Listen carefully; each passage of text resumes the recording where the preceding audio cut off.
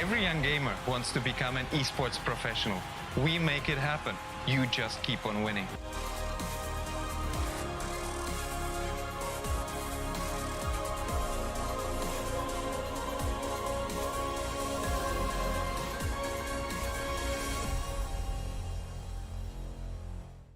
স্বাগতম বাংলাদেশের জন্য ESPL Valorant PowerUp Series ফরম্যাটে আপনাকে জানাই স্বাগতম।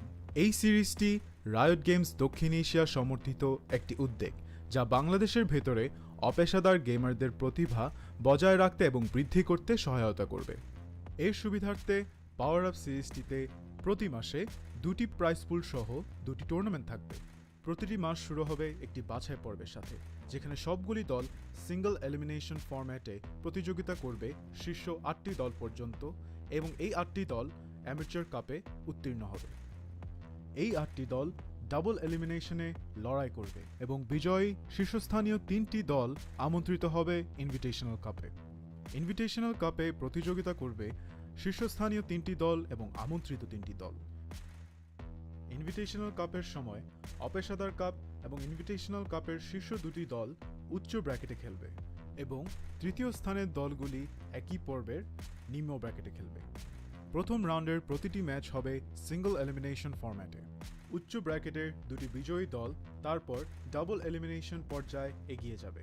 ডাবল এলিমিনেশন পর্বে হেরে যাওয়া দলটি তখন নিম্ন ব্র্যাকেটের দলের বিপক্ষে প্রতিদ্বন্দ্বিতা করবে। এই পর্যায়ে নিম্ন ব্র্যাকেটের যে দলটি হারবে তাদেরকে তৃতীয় স্থান হিসেবে শিরোনাম দেওয়া। ইনভিটেশনাল কাপে অংশ নেওয়া সমস্ত 6টি দল পরের মাসের অপেশাদার কাপে আবার প্রতিযোগিতা করে বেরিয়ে আসতে হবে, যার উদ্দেশ্য নতুন এবং উন্নত দলগুলিকে অপেশাদার কাপে প্রতিযোগিতার সুযোগ দেওয়া। এর দ্বারা ইনভিটেশনাল কাপে আরও অভিজ্ঞ দলের সাথে তাদের দক্ষতা পরীক্ষার চক্রটি পুনরাবৃত্তি করা হচ্ছে। আমরা অর্থাৎ ESPL কিভাবে বাংলাদেশের দলগুলি পাওয়ার আপ সিরিজে পারফর্ম করে তা দেখার অপেক্ষায় রয়েছি।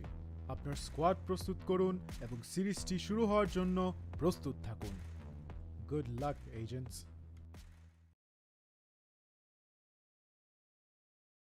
Hello, ladies and gentlemen, and welcome back to ESPL Bangladesh. Today we're going to be having a beautiful matchup between Zeusaberz Esports and AGCLX, and I really hope that you're having a wonderful evening at the same time when you guys are watching this. And in case you guys are new here, ESPL Bangladesh is the first global esports platform in Bangladesh. ESPL's mission is to provide casual gamers to a path to pro. Registrations are simple.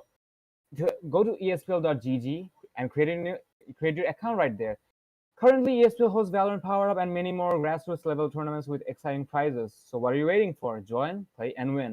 But most importantly, represents Bangladesh flag on a global platform. And as I mentioned, we're going to be having the losers bracket finals between Zeusaberz Esports and AGX Calix. And joining me today is going to be Aggressive. Hi, Aggressive. How are you feeling?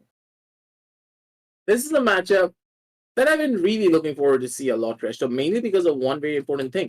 Because AGX, they had a very lackluster performance whenever it came to their matchup going up against previously, and now they have a lot to prove moving on forward, especially now that their opponent is actually Zeusaberz themselves.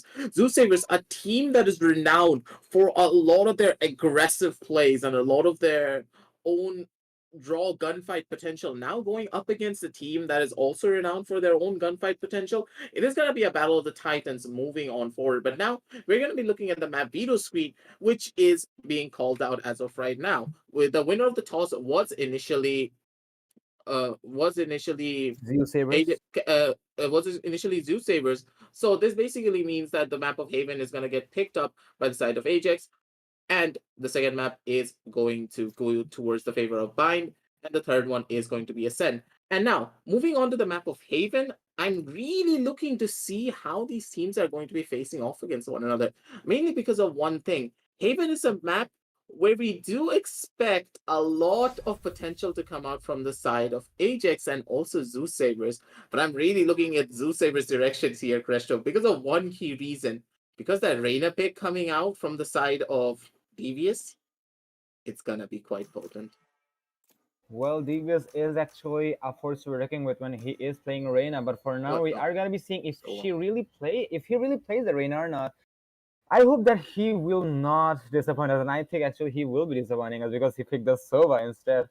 I did expect Roy to go for Jet because that is his key agent every single time. Dam will be going for the Omen, followed up by the Raze. I think even though Raze is not picked up yet, Ice Ice is gonna be AFK for the time being. On the other side of the hand, we're gonna be seeing Sanity going for the Phoenix. Well, he's actually the player we saw playing Reyna in the past days, but okay, so Phoenix be coming up. So that is actually, I'm gonna admire this because of the hot hands and the curveballs coming in.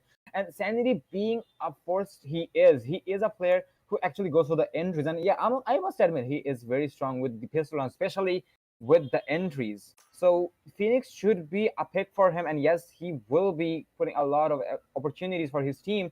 And he's going to be followed up by the Brimstone, the Sova, and the Cypher coming from their side. And Ice Ice is going to be going for the Cypher as well. But looks like Kiro is AFK? Or not actually. I guess it was just a visual but from my end, as we're going to be seeing Kiro locking up on the Jet. So there you go. There is the usual duelist and etc. in between. Because, you know, everybody's going to be focusing on the duelist anyway. So that is going to be the usual composition. And as we're at it, the match is going to be starting. And unfortunately, I'm really sorry to say we're not going to be having any Reynas. Really sad for I'm really feeling sad for Aggressive, my man. But that's how it is. The Reyna pick, like, for me personally, that is a pick that I really would love to see on the map of Haven. But still, a Phoenix pick is going to be enjoyable nonetheless, because Phoenix just adds a lot more utility in comparison to the side of the Reyna, where you're a lot more focused on your raw fragging power and on your gunfights in comparison to a lot of the utility plays that you can see coming out from a Phoenix in a lot of these matchups. And garage control is very easy whenever you have a Phoenix on your side, but at the same time, you have to give props towards the side of Zeusaberz. They actually went in for a much more of the interesting pick, going for a Raze this time around. And I'm really looking to see the fact that this Raze of how she's going to be holding up in a lot of these sides, because it's going to get really difficult to get a lot of value out of Raze when it comes to this specific map. But now it's going to be Calix making a mad dash towards the side of the C side. They're going to be able to establish aggressive control, but how much will this aggressive control help? As it's going to be trades coming out from left, right, and center. It's going to be Devious getting 1-0, getting one of the back end, but Sanity, he's going to be able to answer back with his own couple of kills. And now aggressive control has been established from the back end. Sanity flexing his U9, but it's going to be Rio at the back end being able to get that kill down into Roy, make it even on the scoreboard, and taking us down to a 2 versus 2 situation. Now moving themselves back from the side of Garage and moving towards either the B or the A side.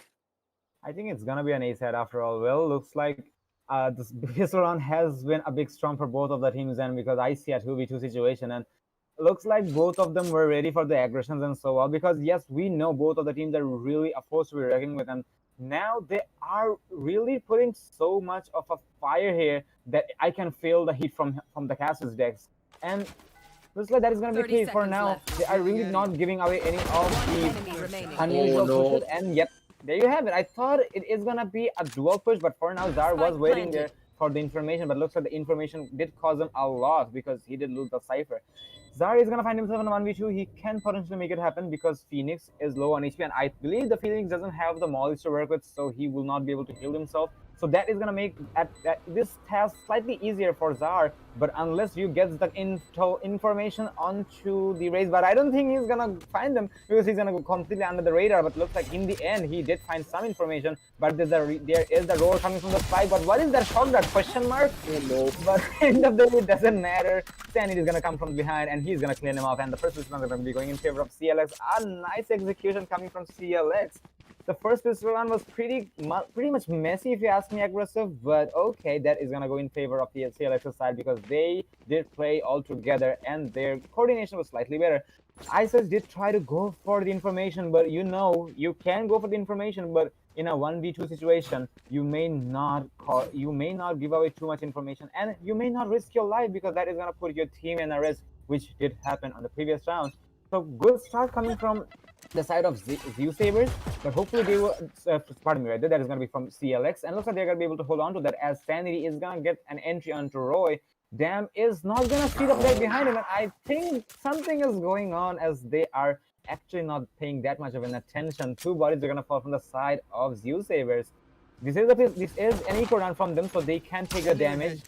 but they will have to hold on as much as they can because they can use the extra amount of credits which is going to come to their pocket, and that is going to make their bank accountant slightly happier. But looks like for now that's not going to be the case, except for Zar's bank accountant because he did find one kill, almost a second, a headshot, but unfortunately that's not going to be the kill because Sanity had an army to work with. Sen is going to clean him up, and Ice is going to find himself in 1v4. And eventually he's going to fall as well.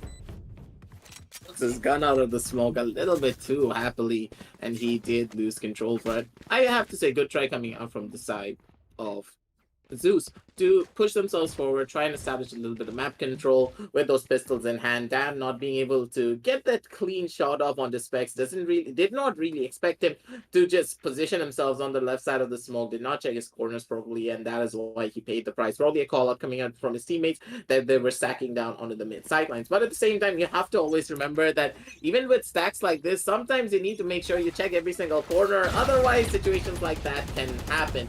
But now it seems as though there's a lot of utility getting dumped down onto the side of Garden, but not really any information being found just yet. A little bit of chip damage down onto the side of Sanity. The mollies are going to be coming on in onto the back end. It is going to be the run it back, but it gets caught out straight to the smoke. Well played headshot coming out from the side of Damn to deny that run it back clone. And now he's going to be able to hold strong. Damn with a double kill light up through as well. He's going to get 2 headshots on it for the spray, but he's going to be able to find 2 before he gets traded out by Z-Roy from the back end. And it's going to be leaving Rico, sorry. He tried and clutch this one out, but he's not going to be able to find it just yet as Ice sends him into ice, ladies and gentlemen. And that's going to be the first round on the board for the side of the defenders moving on forward. A very cold round, especially to Ice, as he's living up to his name. He is gonna get some ice-blooded kills, and yep, he is cold-hearted as we can see. But for now, Zeusaberz will have to try their best to bring it back, and yet looks like they are gonna be able to bring it back. From the side of CLX, they're still going for a full buy. Well, their economy is gonna be favoring them, so this is something CLX can put up effort or a pressure for the side of Zeusaberz, but they will have to make it worth it because I'm pretty sure from the side of Zeusaberz they are going to be ready for that because we are seeing a very split push coming from them. And as we see from the attacker side, they're also gathering information, and there you go. Them is going to be taking the flight, but eventually there is a shot coming from Kiro as he saw the head of the ghostly Omen. That was unfortunate, but a very clean headshot to take off the Omen right there. And that was kind of funny to see because he was trying his best to gather information. He did gather the information, but that information cost him his life. Ryo is gonna send his drone inside of the window, and there's nobody to be found for now. He did see his twin brother, and he's gonna tag him. Sandy is gonna go for a very aggressive push, but he's gonna be punished for that without any reflex coming in.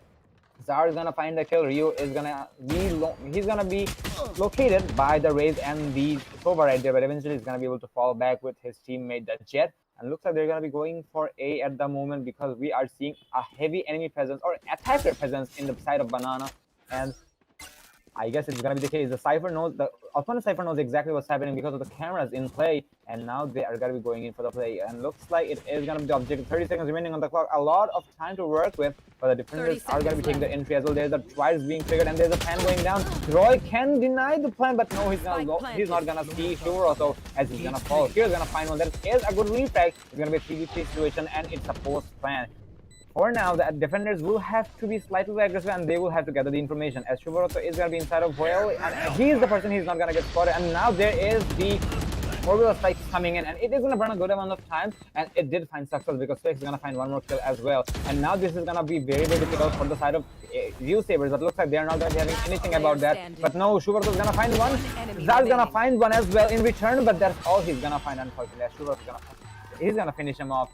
And CLX will deny their equalization as they will keep themselves on the driver's seat with a scoreline of 1-2-3. A very well executed round. It was actually a round where we saw patience coming from both of the teams, but CLX patience and strategies were slightly better, and they are gonna get reordered for that. The crossfire setups coming out from the side of CLX is really, I have to say, admirable because they are not really peeking anything solo. They're always setting up the crossfire. Sandy is the only one towing the line because he is the entry fragger, so he needs to be the first one in, and he is always the first one dying. But this is really smart. The fact that they're always playing for these double peaks, for a lot of these trades, it is perfect coming out from them, and not even a single angle is being covered without any form of information being given away. But ladies and gentlemen, that was Roy just going in for the man dash in. The lad going in crazy against that showstopper, but from the back end, it is gonna be another kill coming out from the sidelines. Sanity, he does spot on the head of BBS and cleans it straight up, and damn, goes for a disgusting headshot down on the Sanity as he turns his head away, not really looking in this direction. But Shugo, he's gonna be opting to go in for the spray. The spray does not connect, and he pays the price for it. And it's gonna be Rio getting the kill down on the dam. But damn, those were two nasty headshots to clean it all up, to do the little bit of eco damage towards the side of CLX. But in the long run, they are gonna be happy that they were able to win out on the round. But at the same time, you have to remember that Kiro and Shuvo, they only have $100 and $800 respectively to work with. They're gonna have a pretty rough time if the side of CLX are not able to win out on this round. Well, they will have to focus on that, even though the previous eco run was actually successful for them because they did a lot of damage. But they will have to keep their backs. And yes, as you mentioned, their bank account is not going to be happy at all because of the loan effects coming in. But for now, it will have to do as we are going to be seeing Roy holding onto the window very patiently. But for now, no prey is going to take the bait or the trap, if I may say. Sanity did take some damage, but he's going to heal himself right back up. And on the side of the defenders, they are actually playing it slightly aggressively because they're not allowing any of the attackers to come inside of any specific objective. And Roy will take the shot, but unfortunately it will not connect. But the second one is not gonna miss as he's gonna find a kill onto Ryo. So that is gonna be a nice night coming from her, as she said. And oh my god, look at Roy, he's gonna find a second one. Is he gonna find more? I think she will be, because she is hungry for that. There is no Empress, but the Wind Girl can make some damage out there. And as Devious is gonna spot out Sanity, and he's gonna find the head of Sanity as well. And that is gonna put CLX on a very big problem. Without the man disadvantage, they are gonna have a hard time pushing any objective, not to mention the operator, which is gonna be holding a very long angle. Shoroto is actually going for that general direction, but for now he may get caught off guard by the Sova here, as the Sova is gonna be pushing him as the Sova. As I mentioned, he's gonna be finding the kill. Chris is gonna find one, but that's all he's gonna find. That is gonna shut him down. And Zeusaberz is gonna win the second round on the board. A very nice executed round from the side of Zeusaberz. They did not allow any of the attackers to take entry inside of the objectives, and they didn't lose any bodies, if I may say, except for the Sova, which was a refrag. It was not a flawless round, but the whole coming from Zeusaberz. Looks like they are focusing on their own crossfires now and the refrag. So nicely done. We'll have to see on the upcoming rounds as well. Probably a little bit of miscommunication coming down from the side of Rio. They started pushing down onto an operator without Sanity being the primary person to go in for the push when he had a lot of his flashes.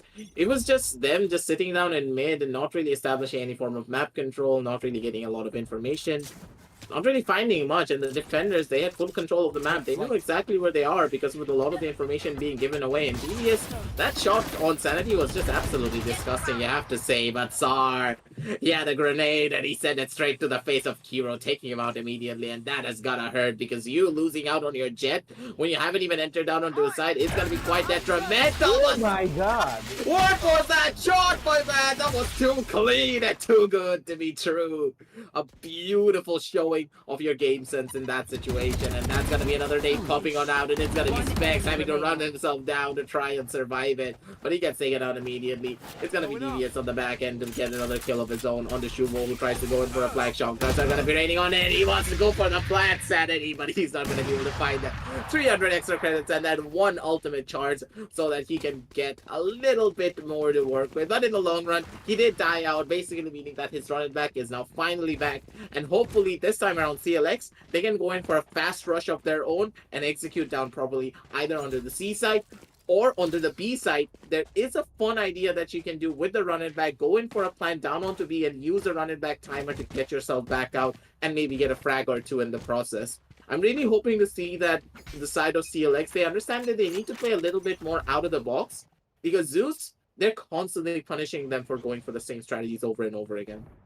Exactly, my friend. And Zeusaberz trying their best to read their opponents, and looks like they're finding their success so far. And yes, there you have it. They are actually finding their success, as Kiro is going to be punished for the push he's coming. Oh my god, no.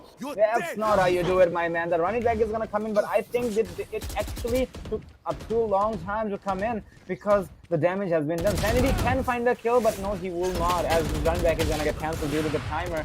Ice is gonna find one onto Specs, and looks like the side of CLX is really having a hard time dealing with the fight. And yes, they are. Roy is gonna be on a 3K right there. It's all up to the Cypher.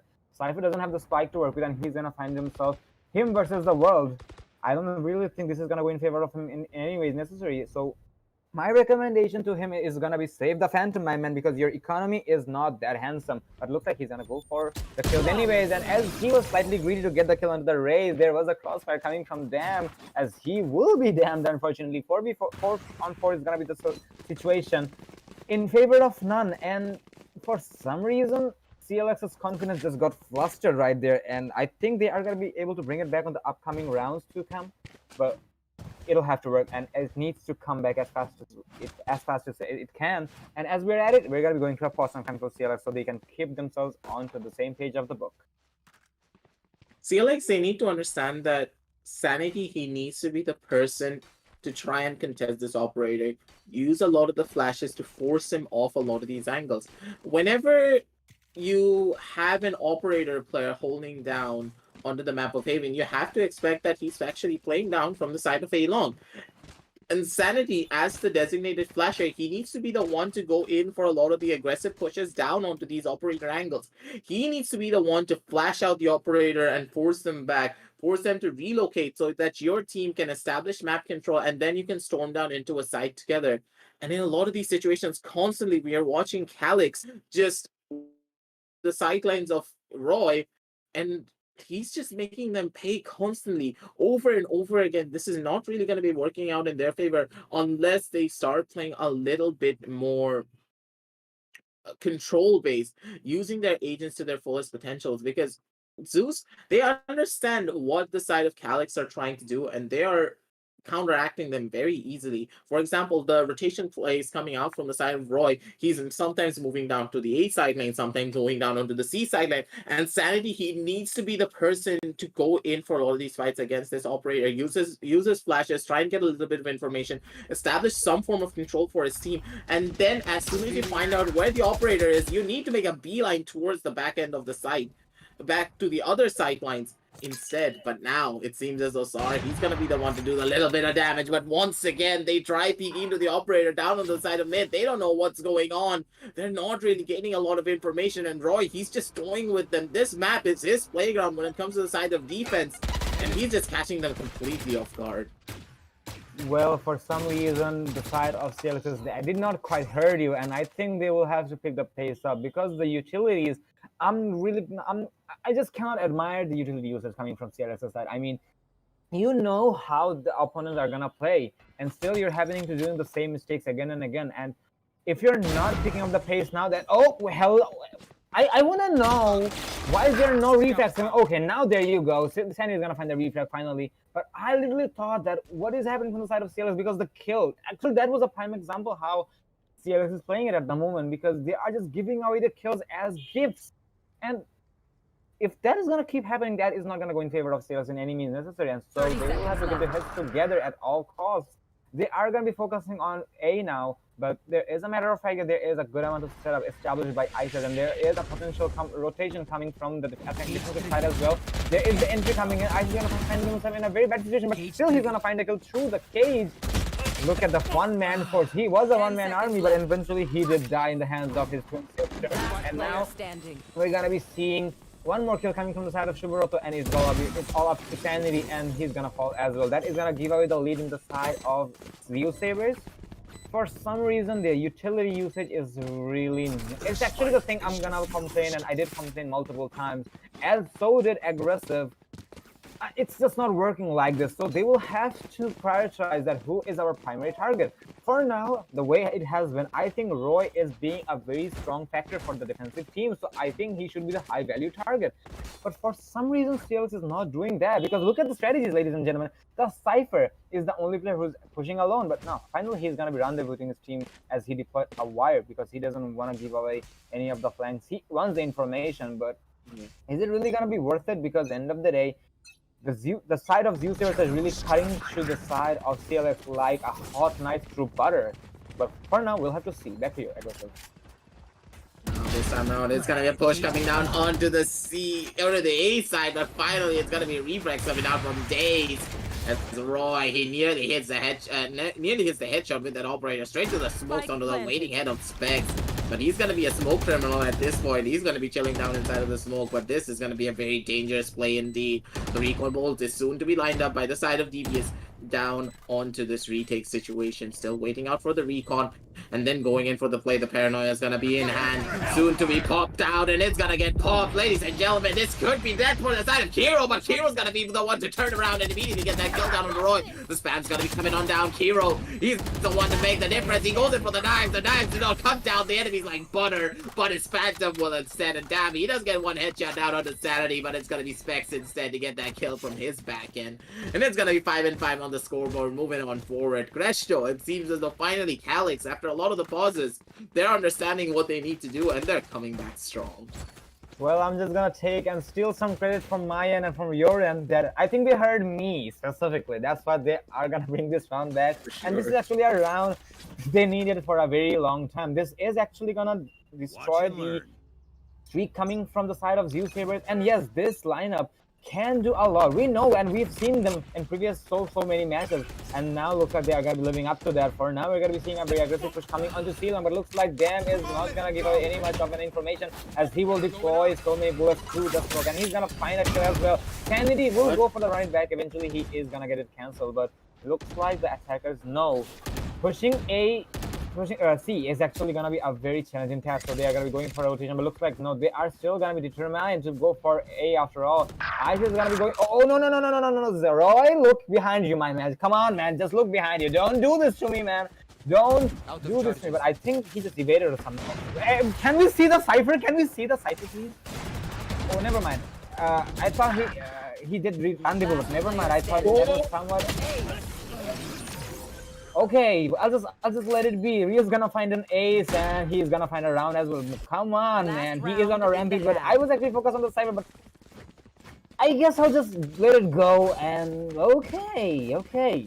I understand, ladies and gentlemen. I underestimated CLX, or should I say, I was too harsh on them, and I think because of me being harsh, they're winning the rounds and they're gonna be having a lead finally on their favor. So really promising rounds coming from the side of CLX, and that is going to lead us to the last one before the swap. So I think that is going to be a 6-6 or 7-5 split after all. Well, a very balanced half if you ask me. I guess back to you. An incredible play coming out from the side of Rio, using a lot of the pressure being made down onto the side of C-Long. He made a very fast rotation down on the side of Garage, and he just pushed himself into the side of Garage, got those two opening frags out, and even though the trades were coming out from the side of the defenders, they were not ready for the driving force. That was actually an entry frag by Sova. He just ran on in, he cleared out the side. Forget Sanity at this point, because he's the real entry fragger. Trades are going to be coming out from everyone. But Rio, he may just be fighting up a bit more than he can chew, but the run and gun is gonna be there to save him out with that Vandal. He does get that kill down on the one. He's looking for some more. He's hungry for it. He gets it one onto I side, and there's gonna be a rotation play coming down onto the A side instead. As they enter down from the B side, it's gonna be planned going down onto the A sidelines, but it's gonna be Dam to try and close out this round and try to clutch it out, because you have to remember, ladies and gentlemen, this is the last round of this half, so no saving whatsoever. Specs, he does spot out Dam onto the side of A Long. He wants to go in for the headshot, and he's gonna be able to find it. A beautiful clean one is that. One tap is supreme. And now, ladies and gentlemen, Devious, sorry, not Devious, you have to remember that the ultimate is going to be present from the side of Rio, so he's going to be pretty much happy no matter what happens. He's going to be going in for the second tap, but the ultimate's going to be present. Another tap to boot, and now, ladies and gentlemen, Dam, he does not have any time to dash in, to jump around, but Dam's going to be able to find one. Oh my god! Get the spring transfer was clean, but does he have enough time? This is going to be down to the wire to the very last second, and he's going to have enough point. 9-6 seconds, 1 second to clutch out this round. Ladies and gentlemen, Calix, they had this in the bag, but damn, he's just too good. He's just way too damn good. An absolute mad lad. The way he baited out all of the Sova charges. And end of the day, he got the kills he was looking for, and hopefully he did everything in time. This Omen is a very, very big factor for the side of Zeusaberz once again. Well, I must admit, from the side of Zeusaberz, they are really putting so much team effort altogether.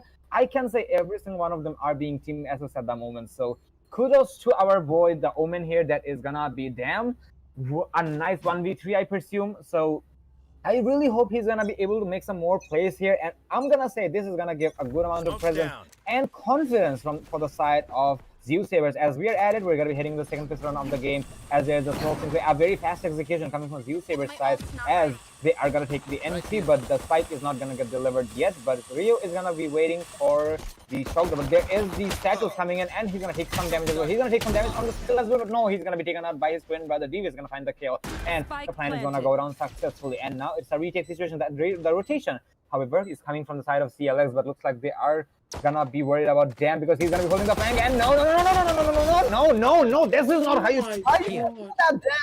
You can do this to the two duelists right there, my man. And eventually, that is going to be a flawless start from the side of Zeusaberz. What was that round, ladies and gentlemen? The side of Zeusaberz is being so unforgiving for CLX. My oh my, this is a bang for CLX. They can recover, but the momentum, the confidence, I can really feel the heat from the Castle Zeph, ladies and gentlemen. My oh my, what a round, and that is gonna force the side of CLX to go for a Nika round, and I'm just speechless, my man. I'm just speechless. Take it over, man.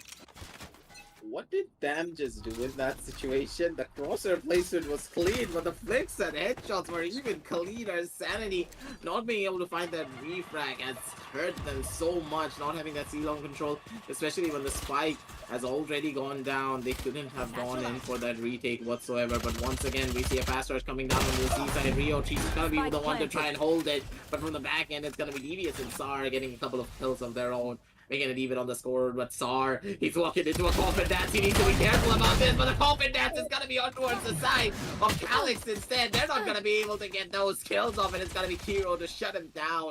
But he only has 14 HP to work with, and Dam's gonna be the one to go in for the flick, take him out, and that's gonna be 8 and 6 on the scoreboard. But you have to remember, ladies and gentlemen, that was an equal round for the side of Calix, and now going forward onto their first buy round of this half. They need to make the difference as of right now, otherwise the momentum is going to be out of their hands completely. And whenever you get the 9th round on the board, you're basically giving away the 10th round and also double digits, putting a lot more pressure on yourselves moving on further. Exactly, and now I think the side of CLX will be focusing on that, as they are going with a full buy, but they will have to know their economy is really broken. If you combine every single one of their amounts, they're not going to be having even $1,000 in their bank account. So that is going to be something they will have to be worried about, and I think they will be able to work with that, because if they haven't won this round, that is going to be another eco round. They are going to be forced to go for an eco round on the upcoming round, so they will have to be very, very cautious. For now, this is going to be a very passive play coming from the side of CLS. They're really relying on information, and looks like the Cypher knows exactly what's happening, as he's going to find out Roy, and the rotation can come in, but looks like the side of CLS is actually being more patient than we predicted, because they're not coming all together. They're not taking any of the risks. The Phoenix is going to be holding onto the garage even now. The Jet is going to be still holding onto the long area. You knows exactly what's happening now. He's going to deploy the recon boost. He's not going to give away any of the information he was looking for. Then he's going to find the entry on the Shumura though. And now the spike is going to go down any second now, as the objective is going to be transferred to the attackers. And they are going to be just clearing up some of the utilities from the defensive side, as there is some more coming out. Very nice play. Smalley coming from Sanity. Where did it come from? But it will do some of the damage from the attacker side, but eventually the plant is gonna go down. It's gonna be a 3v5 situation. That's gonna make it more harder for CLX, as they will have a hard time recovering the spike, let alone going for the defuse. As they're gonna be going for the draw, Sandy's gonna be punished for that because he didn't have any information as he pushed through the smoke. Six was the last player alive, but no hope is gonna find the light for the side of CLX, as he's also gonna fall. And we're gonna be really, really close for Zeusaberz to hit the double digits any second now, because as we can say, this is gonna be on the eco run for CLX, and now this is really gonna hurt them and their economy and their map as well. Do note, ladies and gentlemen, this is a map selected by AGX Calix. So that being their home ground, that is actually gonna be a big factor which will impact their performance on the long run. But for now, we'll have to wait. 9-6 is the scoreline in favor of Zeusaberz. You have to remember, Kristo, that on that last round, CLX, they opted to go in for the retake one by one. I saw no team coordination coming out from any of them whenever they opted to go in for that retake. And the Sova just dives straight on in when Sova should be the last one trying to go in for the play, but damn, this guy is just so clean with his headshots. Even with 3 members on his front, he's still gonna be able to get so many of the kills. Specs, he's gonna be the one to make a little bit of his own difference. He does get a kill onto Eyesight, but from the back end, it's gonna be Sar, it's gonna be DBS. DBS with his double, Sar with his own double, and of course Sar with his 1 kill and Dam with his double onto the back end. He was able to just even up the playing field so much, taking us to a 10-6. But going back on topic, it seems that the CLX, they're absolutely flustered. They're not really playing together as a team like we would expect them. Yes, we see great showings of teamwork and a lot of individual skill, but individual skill is not what wins you a game of Valorant. It is the team play and the coordination. And if that does not come out soon enough, Crescio, this could be bye-bye for the side of CLX for this map. Undoubtedly, and as you mentioned that, I just noticed that from the side of CLS, they're not going for retakes at all. From the very first round, they are really not focusing on that. Once their manpower is down, they're not even trying to get the retake to equalize the manpower. But I think that is really gonna damage them a lot. And look at that, there you have it. There's no retakes coming in, and hopefully from the side of CLS, they did lose a lot of rounds, and thus they're gonna be having a good amount of lose bonus. Thus they went for a full buy and with an operator as well. But looks like that's not really rewarding at all. For some reason, from the side of CLS, that is really harming them. There is 1 kill coming from the orbital strike, but are they gonna be able to find more? There is 1 more kill that they haven't found, but it is really not looking good. And now this is really now or never for them, because without the kills in hand, they are really gonna struggle. And look at that! Look at the kills from the side of Zeusaberz, because every single time they are actually going for the refrag. Hero is gonna find himself in a 1v1, and eventually he's gonna connect his shot. Finally, from the side of CLS, we're gonna see a very successful retake. And this time, however, their coordination was slightly better. I'm not gonna say the best. CLX as a team, they're way better than this one, if you ask me. But on the previous rounds, I really wonder where was their confidence and where was the strategies, because every single time, if you're pushing solo, as you mentioned, you're not gonna win games, because this is a team game, ladies and gentlemen. This is a 5v5 game. Yes, you have the solo pushes, you have the individual skills and so on. But remember, ladies and gentlemen, you really want to win here rather than just getting killed upon your name. So that's 1 round going in favor of CLS, and we will have to see if CLS will be able to equalize it. They have a good amount of economy to work with now, but they will have to keep it alive. 3 more rounds to go for the equalization, or are they going to allow Zeusaberz to take it home, because 3 more rounds are needed for them as well. Take the map in their favor. I'm really looking to see that CLX, they understand what exactly they are doing wrong. And in a lot of these situations, the last round was nearly lost, Gresham. You have to remember, it was Specs pulling off the heroics and getting that first initial kill down onto Roy, shutting him down onto the back of site, and then immediately he went in for the swing, but Roy was there to give the backup and get the trades. And Roy, he played that round beautifully, using a lot of his smokes and then tapping the spike, using both of his smokes to block off 2 of the sidelines, tapping the spike, moving onto the side, knowing for a fact that damn, he has to go for these pop shots straight through the smoke. Otherwise, he's gonna be giving the spike away and using the bullet tracers against them. This is why with the Vandal, you're gonna have a pretty rough time trying to hold down for retake situations. That is why in the professional level, in European and NA tournaments, a lot of the professional players opt to go for these phantoms and then switch out their guns with their teammates whenever they opt to go in for these retake situations, whoever's going to be holding down from the side of long. This basically nullifies the fact that there are bullet tracers coming out, and this will give you a chance to take a lot of these fights a lot more easier, because the enemy doesn't know where you are, and you can still get the advantageous fights on them whenever you're spamming through any of these smoke lines. But you have to give it to Kiro that he played that beautifully, but at the same time, that was very scrappy. And the entirety of Calix, you can see that their economy, it's hurting massively. They have nothing to work with pretty much. Sanity is going to be forced onto a bulldog on his own sidelines. And you can see that Rio, he also just has a Spectre. Shubarotra, he also has a Spectre. When it comes to the terms of the economy, they need to understand that they need to start winning out a lot of these rounds decisively. Otherwise, it's just all over for them. Well, we'll have to see about that, and let's see if they can make it happen. They will have to make it happen, as we mentioned. 3 more rounds to go. Either we see a equalization or we see a victory if it happens in quick succession, that is. Otherwise, this is still gonna be effective, and there is a lot of hope from the side of Zeusaberz. As the bear is gonna be lifted up, we're gonna be seeing the rounds coming in as the pause timer comes out. We're gonna be seeing some aggression coming from the side of. Oh no no no no no no no no no no no no no! But finally, there is the refrag coming in, but. There is a fact that look at the side of Zeusaberz. Their refrags are so spicy. They're not letting anything go against them. But finally, we're gonna see another kill coming in. There's no refrag potential coming in onto Kiro as the Omen is gonna hold. No more smokes coming from the side of the attackers, and looks like this sounds really doable from the side of CLX. As they're really focusing on C, but at the same time, they're also taking their time. The patience is really a great factor coming from the side of Zeusaberz, but is it gonna be rewarding for them? Because for the time being, we really do see the attack, the defenders abandoning ship as they're going for C. Oh my god, where's the defenders? I think we had some miscommunication as they were rotating all the way back to D or A as the spike is gonna go down successfully without the success of the Hunter Fury. Roy is gonna be holding onto Garage, and hey, there you go, a very unusual off angle being held by him, and he's gonna find a follow-up on his teammate Devious, and it's all up to Specs now. It's a 1v1 versus the Brimstone versus the Raze now, and now the Raze, I think he knows exactly where he is. Oh no no no no no! Wait. How is he gonna play it? And yes, he will find it. Nicely done by Specs as he is gonna recover. Wait. Okay, he didn't know where the spike is. I think he was looking for some shopping because it's real estate that you're actually getting some weapons, and he will find the weapon. Finally, they're gonna find one more run on their board.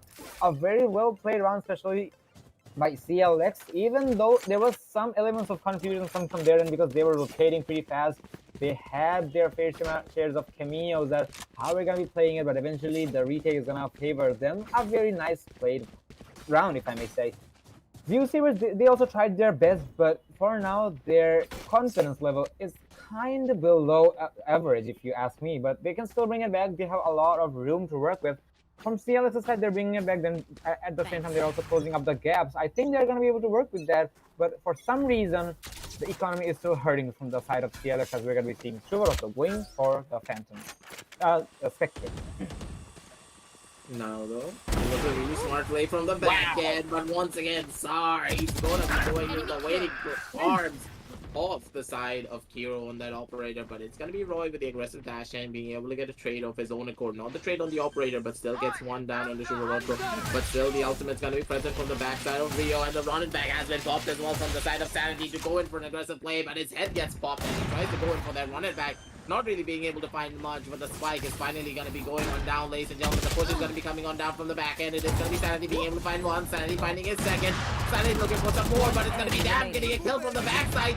Or down on the Specs, and it's going to be leaving Damn once again to go down in this 1 versus 2 situation. The hotheads does burn him up just a little bit, but he's not looking left. He has to be looking right instead because it's going to be Hero going in for the peak of its own accord down with that classic to take him on down. And ladies and gentlemen, this is the level of team play coordination that we were expecting coming out from the side of Calix. And once again, after the pause, they're going to be able to get on the same page of the same book. And now, ladies and gentlemen, it's going to be 10-9 on the scoreboard, slowly closing it back down to a 10-10 even Steven scoreline to try and take us to match point or match overtime at this point, Christo, because both of these teams, they're at each other's necks.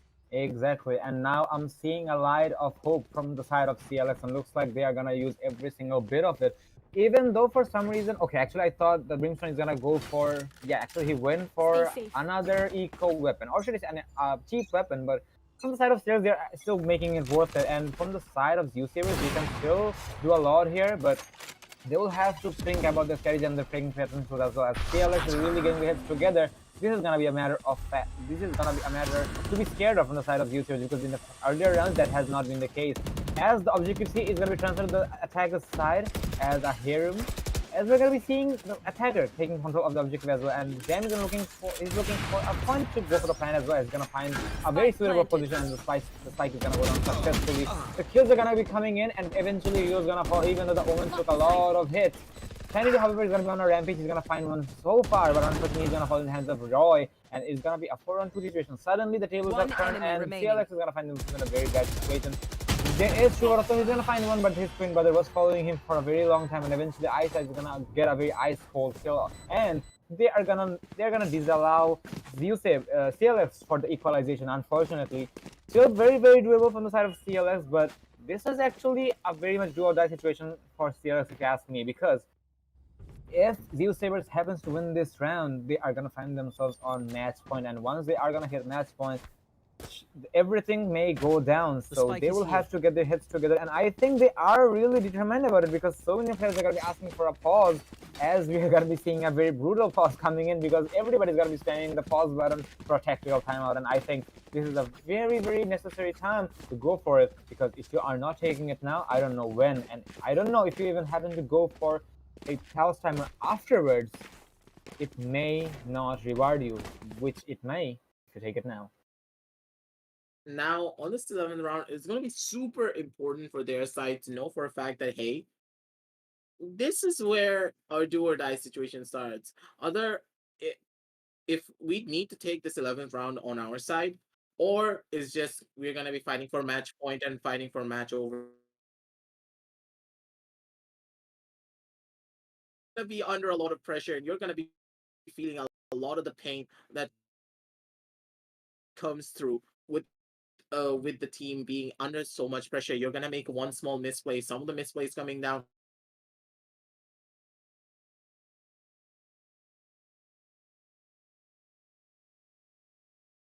With this tactical pause, I'm really hoping to see that Calix, they understand what happened in that last round. In that last round, the primary flaw was that Sanity, he overstepped his boundaries just a little bit too much after going in for that first initial frag.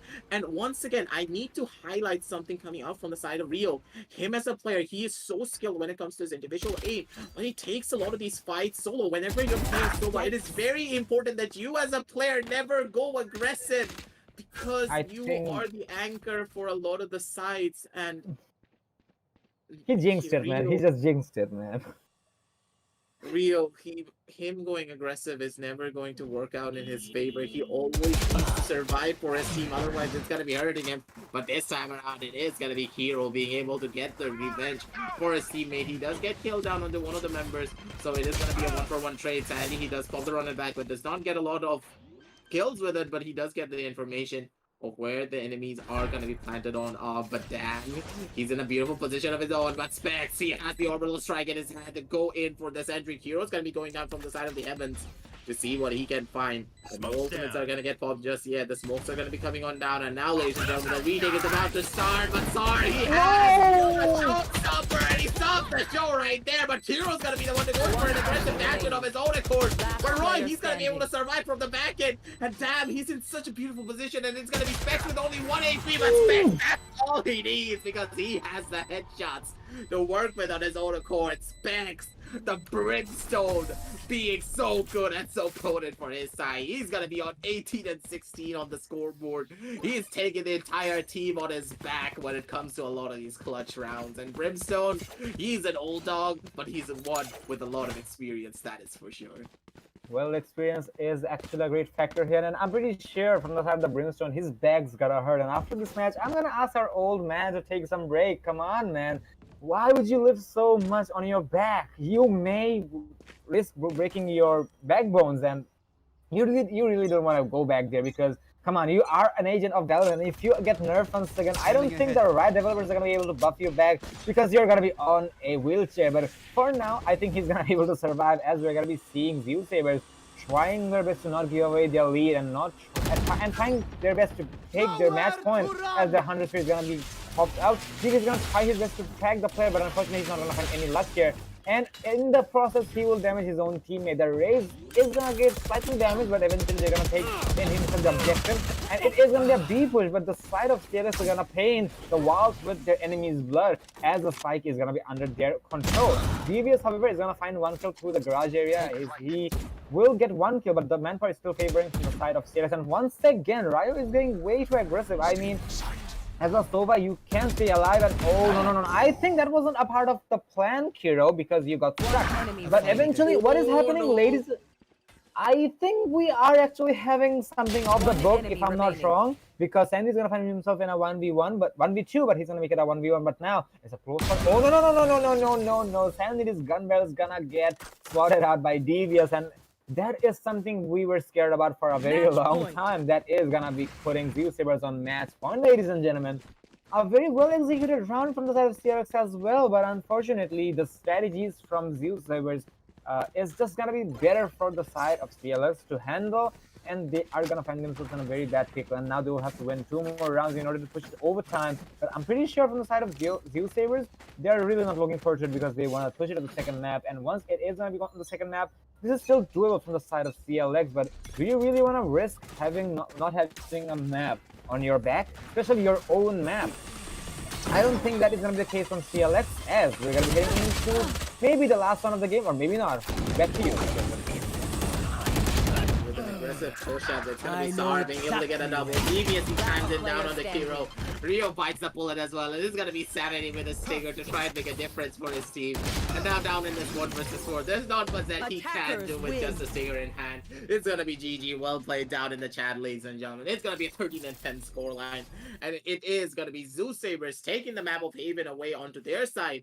And Gresto, I do have to highlight what exactly went wrong onto this map, because we saw a lot of showings coming out from the side of CLX, but as the match went on more and more, yes, after the tactical pause, they were able to take a couple of rounds, but then after that, they just revert back to what they were doing previously, not really playing together as a team. The communication is just not there. They were opting to go in for a lot of these aggressive peaks of their own accord, just swinging a lot of their angles on their own, not really playing together for the crossfires, playing for the retakes, using a lot of the utility that we would expect coming out from the side of Rio, the shock darts, the owl drone, the recon bolts.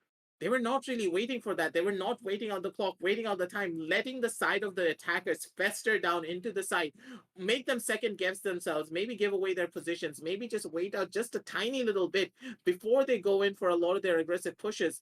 They need to understand that, hey, Zeusaberz as a team, they love playing it aggressively, so how can we counteract that aggression?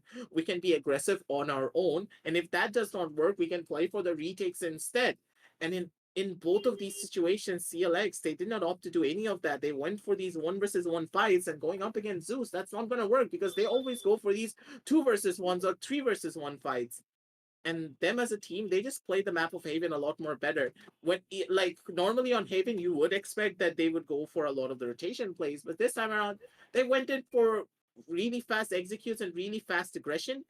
And the fact that CLX were not able to punish them for going for these aggressive plays, that basically meant that they're going to be going for them over and over again, because that is what's working against CLX. And if they changed up their strategies, it would not be something that was beneficial for their side. Well, exactly. And about the 1v1s they took, yeah, they did lose a lot of 1v1s, but aside the 1v1s, actually, we don't need heroes out there, as they say. And for some reason, the players themselves did try their best to be heroes, and that was a very big breaking point for them. But hopefully, they are going to learn from their mistakes, and we're really going to expect them to work on that on the second map, because this is not done for them. They still have a hope of light favoring them. Even though they have lost their own map, but they will have to do a lot on their map. Actually, the second map, which is their enemy's map, which is going to be Binds. So we will have to wait, and we will have to watch how it's going to go down.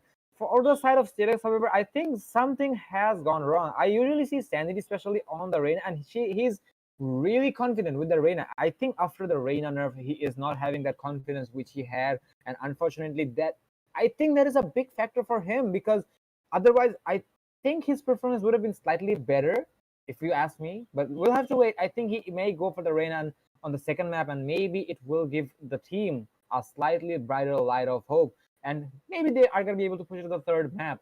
For the side of Zeusaberz, they can calm down because they have a map on their back, and that is really not good for CLX. But for now, we'll have to take a break, and we are going to be back with the second map of the day between Zeusaberz and CLX. But till then, do stay tuned. We're going to be right back after a short while.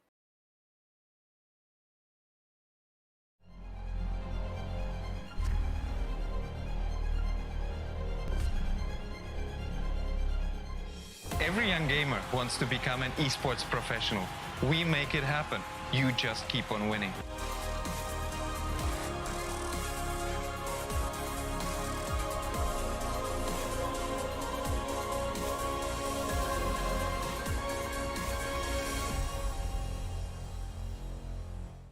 স্বাগতম। বাংলাদেশের জন্য ESPL Valorant PowerUp Series ফরম্যাটে আপনাকে জানাই স্বাগতম। এই সিরিজটি riot games দক্ষিণ এশিয়া সমর্থিত একটি উদ্যোগ, যা বাংলাদেশের ভেতরে অপেশাদার গেমারদের প্রতিভা বজায় রাখতে এবং বৃদ্ধি করতে সহায়তা করবে। এর সুবিধার্থে পাওয়ার আপ সিরিজটিতে প্রতি মাসে 2টি প্রাইজ পুল সহ 2টি টুর্নামেন্ট থাকবে। প্রতিটি মাস শুরু হবে একটি বাছাই পর্বের সাথে, যেখানে সবগুলি দল সিঙ্গল এলিমিনেশন ফরম্যাটে প্রতিযোগিতা করবে শীর্ষ 8টি দল পর্যন্ত, এবং এই 8টি দল অ্যামেচার কাপে উত্তীর্ণ হবে। এই 8টি দল ডাবল এলিমিনেশনে লড়াই করবে এবং বিজয়ী শীর্ষস্থানীয় 3টি দল আমন্ত্রিত হবে ইনভিটেশনাল কাপে। ইনভিটেশনাল কাপে প্রতিযোগিতা করবে শীর্ষস্থানীয় 3টি দল এবং আমন্ত্রিত 3টি দল। ইনভিটেশনাল কাপের সময় অপেশাদার কাপ এবং ইনভিটেশনাল কাপের শীর্ষ 2টি দল উচ্চ ব্র্যাকেটে খেলবে এবং তৃতীয় স্থানের দলগুলি একই পর্বের নিম্ন ব্র্যাকেটে খেলবে। প্রথম রাউন্ডের প্রতিটি ম্যাচ হবে সিঙ্গল এলিমিনেশন ফরম্যাটে। উচ্চ ব্র্যাকেটের 2টি বিজয়ী দল তারপর ডাবল এলিমিনেশন পর্যায়ে এগিয়ে যাবে। ডাবল এলিমিনেশন পর্বে হেরে যাওয়া দলটি তখন নিম্ন ব্র্যাকেটের দলের বিপক্ষে প্রতিদ্বন্দ্বিতা করবে। এই পর্যায়ে নিম্ন ব্র্যাকেটের যে দলটি হারবে তাদেরকে তৃতীয় স্থান হিসেবে শিরোনাম দেওয়া। ইনভিটেশনাল কাপে অংশ নেওয়া সমস্ত 6টি দল পরের মাসের অপেশাদার কাপে আবার প্রতিযোগিতা করে বেরিয়ে আসতে হবে, যার উদ্দেশ্য নতুন এবং উন্নত দলগুলিকে অপেশাদার কাপে প্রতিযোগিতার সুযোগ দেওয়া। এর দ্বারা ইনভিটেশনাল কাপে আরও অভিজ্ঞ দলের সাথে তাদের দক্ষতা পরীক্ষার চক্রটি পুনরাবৃত্তি করা হচ্ছে। আমরা অর্থাৎ ESPL কিভাবে বাংলাদেশের দলগুলি পাওয়ার আপ সিরিজে পারফর্ম করে তা দেখার অপেক্ষায় রয়েছি। আপনার স্কোয়াড প্রস্তুত করুন এবং সিরিজটি শুরু হওয়ার জন্য প্রস্তুত থাকুন। Good luck agents.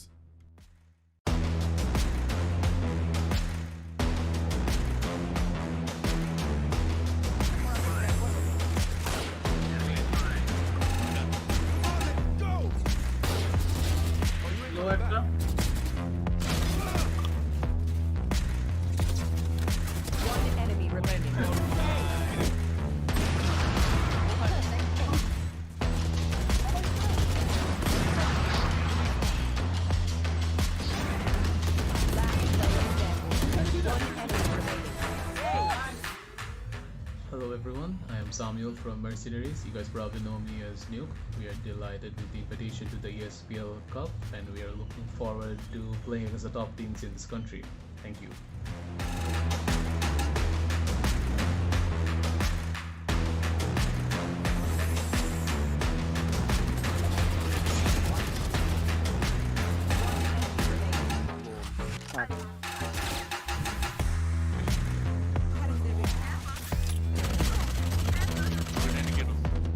দাঁড়া আছে একটা চোখ পয়েন্টে আসতে দিল না, আবার আসছি আমি না, আবার বসছি ওই যে এটার পরে আমি আসছি।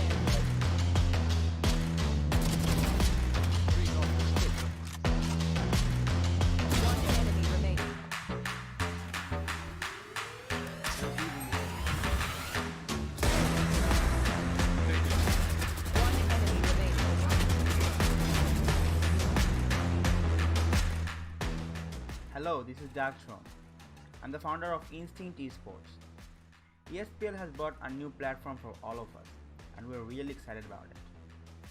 And we're really looking forward to do our best and win the upcoming event, the Amateur Series Cup 2. See you all in there. Thank you.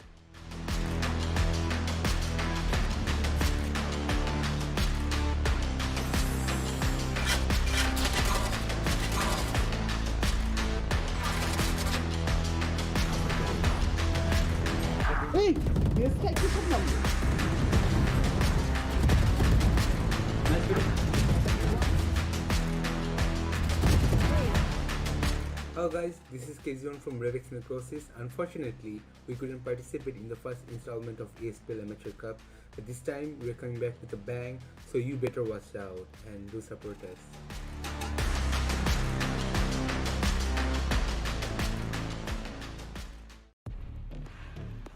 I will break the balance. About the utility usage, you did mention that why did he go for the Reyna pick, as he knew exactly where the killer was, and he will find the, but there's the refresh coming in from sector as he Arman is gonna fall. So will headshot. Okay, something's up. Victor, okay. Are we gonna see an ace? It's already a poke. Let's go. We're gonna see an ace from. Off his own on the sidelines, but Japanese, sorry, he's gonna be the one to make the difference. He's gonna be the one to do the damage, and ladies and gentlemen, he's gonna be down to a 2 already with on this operator. And now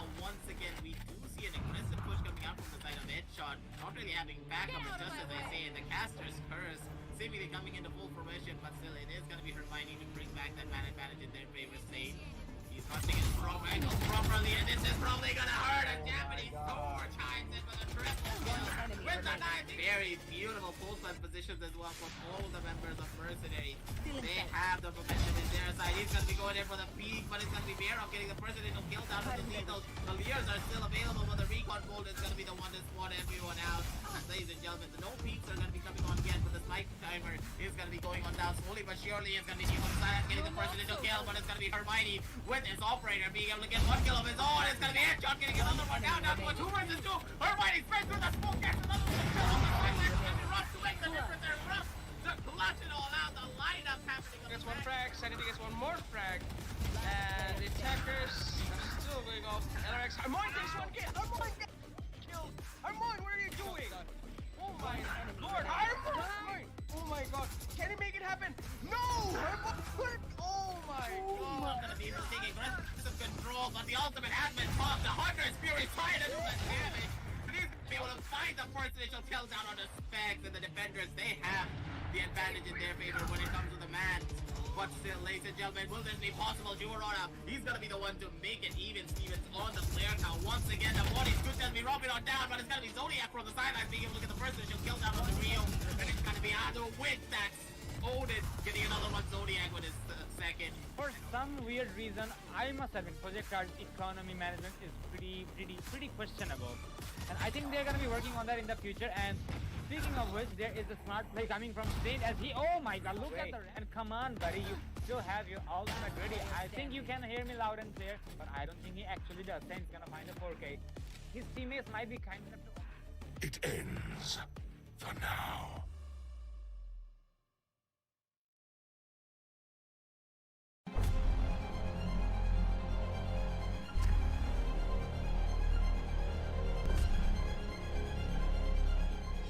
Every young gamer wants to become an esports professional.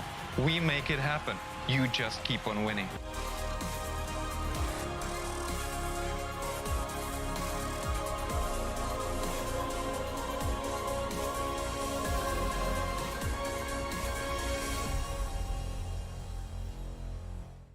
স্বাগতম বাংলাদেশের জন্য ESPL Valorant PowerUp Series ফরম্যাটে আপনাকে জানাই স্বাগতম। এই সিরিজটি riot games দক্ষিণ এশিয়া সমর্থিত একটি উদ্যোগ যা বাংলাদেশের ভেতরে অপেশাদার গেমারদের প্রতিভা বজায় রাখতে এবং বৃদ্ধি করতে সহায়তা করবে। এর সুবিধার্থে পাওয়ার আপ সিরিজটিতে প্রতি মাসে 2টি প্রাইজ পুল সহ 2টি টুর্নামেন্ট থাকবে। প্রতিটি মাস শুরু হবে একটি বাছাই পর্বের সাথে, যেখানে সবগুলি দল সিঙ্গল এলিমিনেশন ফরম্যাটে প্রতিযোগিতা করবে শীর্ষ 8টি দল পর্যন্ত, এবং এই 8টি দল অ্যামেচার কাপে উত্তীর্ণ হবে। এই 8টি দল ডাবল এলিমিনেশনে লড়াই করবে এবং বিজয়ী শীর্ষস্থানীয় 3টি দল আমন্ত্রিত হবে ইনভিটেশনাল কাপে। ইনভিটেশনাল কাপে প্রতিযোগিতা করবে শীর্ষস্থানীয় 3টি দল এবং আমন্ত্রিত 3টি দল। ইনভিটেশনাল কাপের সময় অপেশাদার কাপ এবং ইনভিটেশনাল কাপের শীর্ষ 2টি দল উচ্চ ব্র্যাকেটে খেলবে এবং তৃতীয় স্থানের দলগুলি একই পর্বের নিম্ন ব্র্যাকেটে খেলবে। প্রথম রাউন্ডের প্রতিটি ম্যাচ হবে সিঙ্গল এলিমিনেশন ফরম্যাটে। উচ্চ ব্র্যাকেটের 2টি বিজয়ী দল তারপর ডাবল এলিমিনেশন পর্যায়ে এগিয়ে যাবে। ডাবল এলিমিনেশন পর্বে হেরে যাওয়া দলটি তখন নিম্ন ব্র্যাকেটের দলের বিপক্ষে প্রতিদ্বন্দ্বিতা করবে। এই পর্যায়ে নিম্ন ব্র্যাকেটের যে দলটি হারবে তাদেরকে তৃতীয় স্থান হিসেবে শিরোনাম দেওয়া। ইনভিটেশনাল কাপে অংশ নেওয়া সমস্ত 6টি দল পরের মাসের অপেশাদার কাপে আবার প্রতিযোগিতা করে বেরিয়ে আসতে হবে, যার উদ্দেশ্য নতুন এবং উন্নত দলগুলিকে অপেশাদার কাপে প্রতিযোগিতার সুযোগ দেওয়া। এর দ্বারা ইনভিটেশনাল কাপে আরও অভিজ্ঞ দলের সাথে তাদের দক্ষতা পরীক্ষার চক্রটি পুনরাবৃত্তি করা হচ্ছে। আমরা অর্থাৎ ESPL কিভাবে বাংলাদেশের দলগুলি পাওয়ার আপ সিরিজে পারফর্ম করে তা দেখার অপেক্ষায় রয়েছি। আপনার স্কোয়াড প্রস্তুত করুন এবং সিরিজটি শুরু হওয়ার জন্য প্রস্তুত থাকুন। Good luck agents.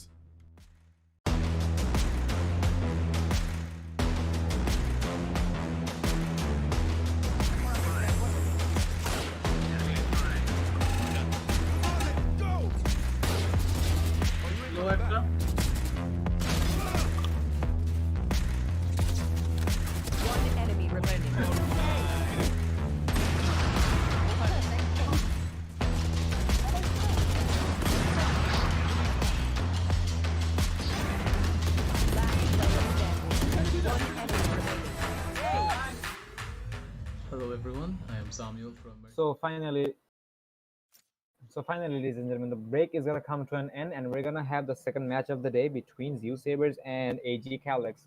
Zeusaberz did win the first map, which happens to be the map of CLX. Now, I'm actually gonna be looking towards CLX's side because they will have to win their map, or should I say their opponent's map, at all costs. Because if they cannot win this, their journey with this season of ESPL is gonna be gone, and it's gonna be dusted as well. So we will have to see if they can make it happen, and if they can push it to the third map, which is gonna be Ascent.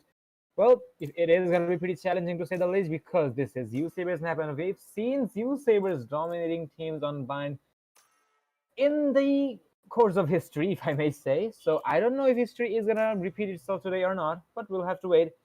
For now, we're gonna be going into the agent selection, and I think we are gonna see Arena after all this time, especially from Sanity's side. What do you think, Aggressive?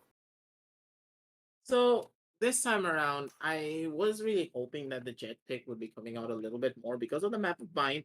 It is a map where the Flash, yes, it's a really strong pickup, but at the same time, after a lot of the Reyna nerfs, that can be a debatable topic, to say the very least, because whenever you're playing Reyna on this map instead of the Jet, because Raze is like a staple, if you're not playing Raze on the map of Bind, you are basically not going to be having a really good time, even on the attacking side or on the defending side, because on the map of Bind, it is a lot of corners and you need to check a lot of the corners, and Raze with the boom bot, with the grenades, can just open up the entire map for your side. But now coming over to the topic of the Jet, why is the Jet so important? Jet can just go in aggressively on her own accord, dash into the side, and check the angles that the Raze is not able to check, because Raze normally is going to be the one flying on in through the air, and then the Jet can do an aggressive dash in of her own and then just swing the corner that the Raze has cleared out because she's flying through from the side of the heavens. Basically means that, hey, the Raze is clearing out the side and the Jet is going to be going in as the second entry instead of the primary entry to go in for his own plays. But now that there is no Jet, everyone needs to be rushing on down in foot and basically putting a lot of pressure onto the side of Kiro. Because if Kiro goes in for an aggressive play of his own accord and he flies in through the air, he's really not going to be able to get a kill, because he's going to be putting his own life on the line. And as he's dashing down into the side, basically clearing out the angles, he's going to be the first casualty in a lot of these matchups. And if the side of Calix is not able to refrag him fast enough, they're basically just throwing away a lot of these rounds. And that is why it is really important to have a Jet to go in as the secondary entry fragger, which can keep up with the speeds of a Raze. But I digress. Anything is very much possible. But from the side of Zeusaberz, they are opting to go in for the much more of the traditional style. And it seems as though Zeusaberz, they're going to be opting to go in for a play onto the B side. Now, moving on to their own attacking half. Well, we are still going through a pause timer. I think it has been a technical difficulty or something. Otherwise, we usually don't see a pause onto the very first round before the barriers even got lifted. But as you mentioned, Aggressive, as the side of CLS is not going to be having the Jet on their hands, I think we are going to be seeing a lot of absence of aggression from CLS side. From the side of Zeusaberz, however, they are a team known for their aggression, and so far we've seen them putting the aggressions and the patience on the board. So, you know, a bit of spice makes everything nice. So I think that is gonna be the way from Zeusaberz every single time, and it has been proved very, very worthy every single time. Even we have seen them playing against Exili and many more dominating teams, and they may not lose, they may not win everything they play, but they do put a very good fight every single time. So I'm gonna be honest, from Zeusaberz side, I've never been disappointed from their performance, and I think I'm not gonna be the same this time either. But I'm actually gonna be putting my hopes on CLS side, because they will have to win this match at all costs, and looks like the damage is gonna be coming from the side of Zeusaberz after all, as they're gonna find the entry, and there's a follow-up shot coming in from Kiro onto Kiro, and look at the shots coming from Roy, as there's no reflex coming in any means necessary. I mean, come on, you are there. I know there is a risk that if you push the Jet right there, you can risk your life because there can be multiple players, but at least you can get some damages, because even after the Omen going down, Spike for, planted. the Reina, the Cypher going down, there was nobody from the side of CLS pushing the players to get the kills. Ryu is gonna be the opener here, but I don't think that is gonna be effective because the remaining defenders are gonna be extremely low on HP. With those HP, I don't think that is gonna be Last player effective. And standing. yeah, speaking of which, there is the burst coming in from DBS, which will claim the head of Specs. He is gonna find himself in a very bad situation as he will be finally shut down by Zar.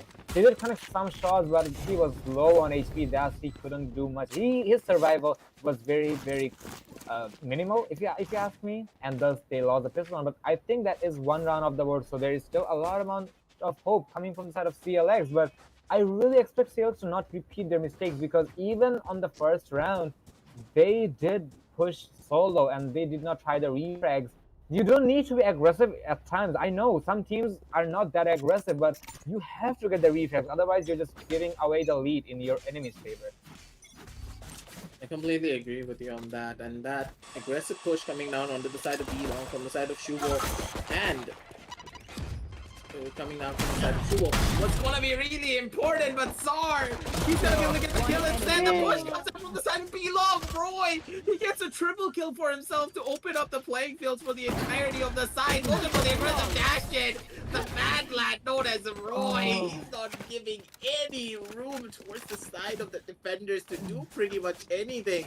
It seems as though Zeusaberz, they're not showing any form of respect. Their confidence is going to be running on high, and they're just pushing themselves straight into the faces of CLX, and they have no answer for it. They're losing map control and a lot of these aim duels as well, because in a lot of these fights, we see aggressive control being established from the side of Puka, aggressive control being established from the side of B-Long. Every single one of these sides they're just pushing themselves in to the faces of the entirety of CLX, and this is what you always need to do whenever you have the composition of a Raze and a Jet, because Raze and a Jet can cause so much pressure down onto one sideline that this opens up a lot of room for your team to work with, and you can just pincer your opponents in such a way that they're not going to be ready for pretty much anything.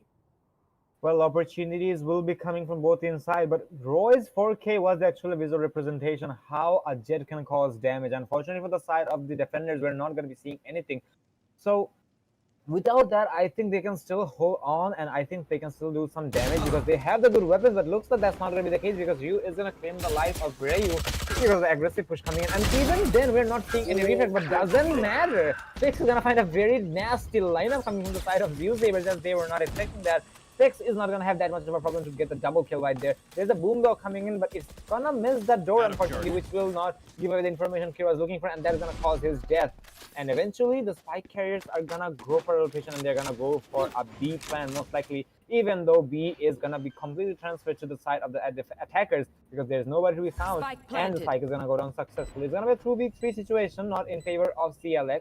This is still doable, however, but they will have to be very picky when it comes to taking the fights here because from Zeusaberz end, they know every single time when they are trying to get a fight or when they're trying to get a kill, they always go for a refrag, which has not been a strong factor for the side of CLX. But now for this time, Zeusaberz are not gonna be going for the spike at the refrags because they want to defend the spike at all costs. But it looks like they're not gonna find success yet, as it's all up to Dam now. He will have to deny the plan and he will have to find the kill he's looking for. He's not gonna find the kill he was looking for, so that is gonna be a very successful retake from the dynamic duo, the Brimstone and the Sanity.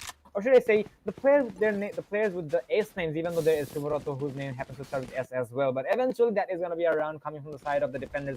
A very well played round. And I think from the side of Zeusaberz, I believe they did try to go for a half buy because I did see some SMGs in their hands. So if that has been the case, that they're just going to save the economy for some time, even though I did see Roy buying an operator and instantly refunding it.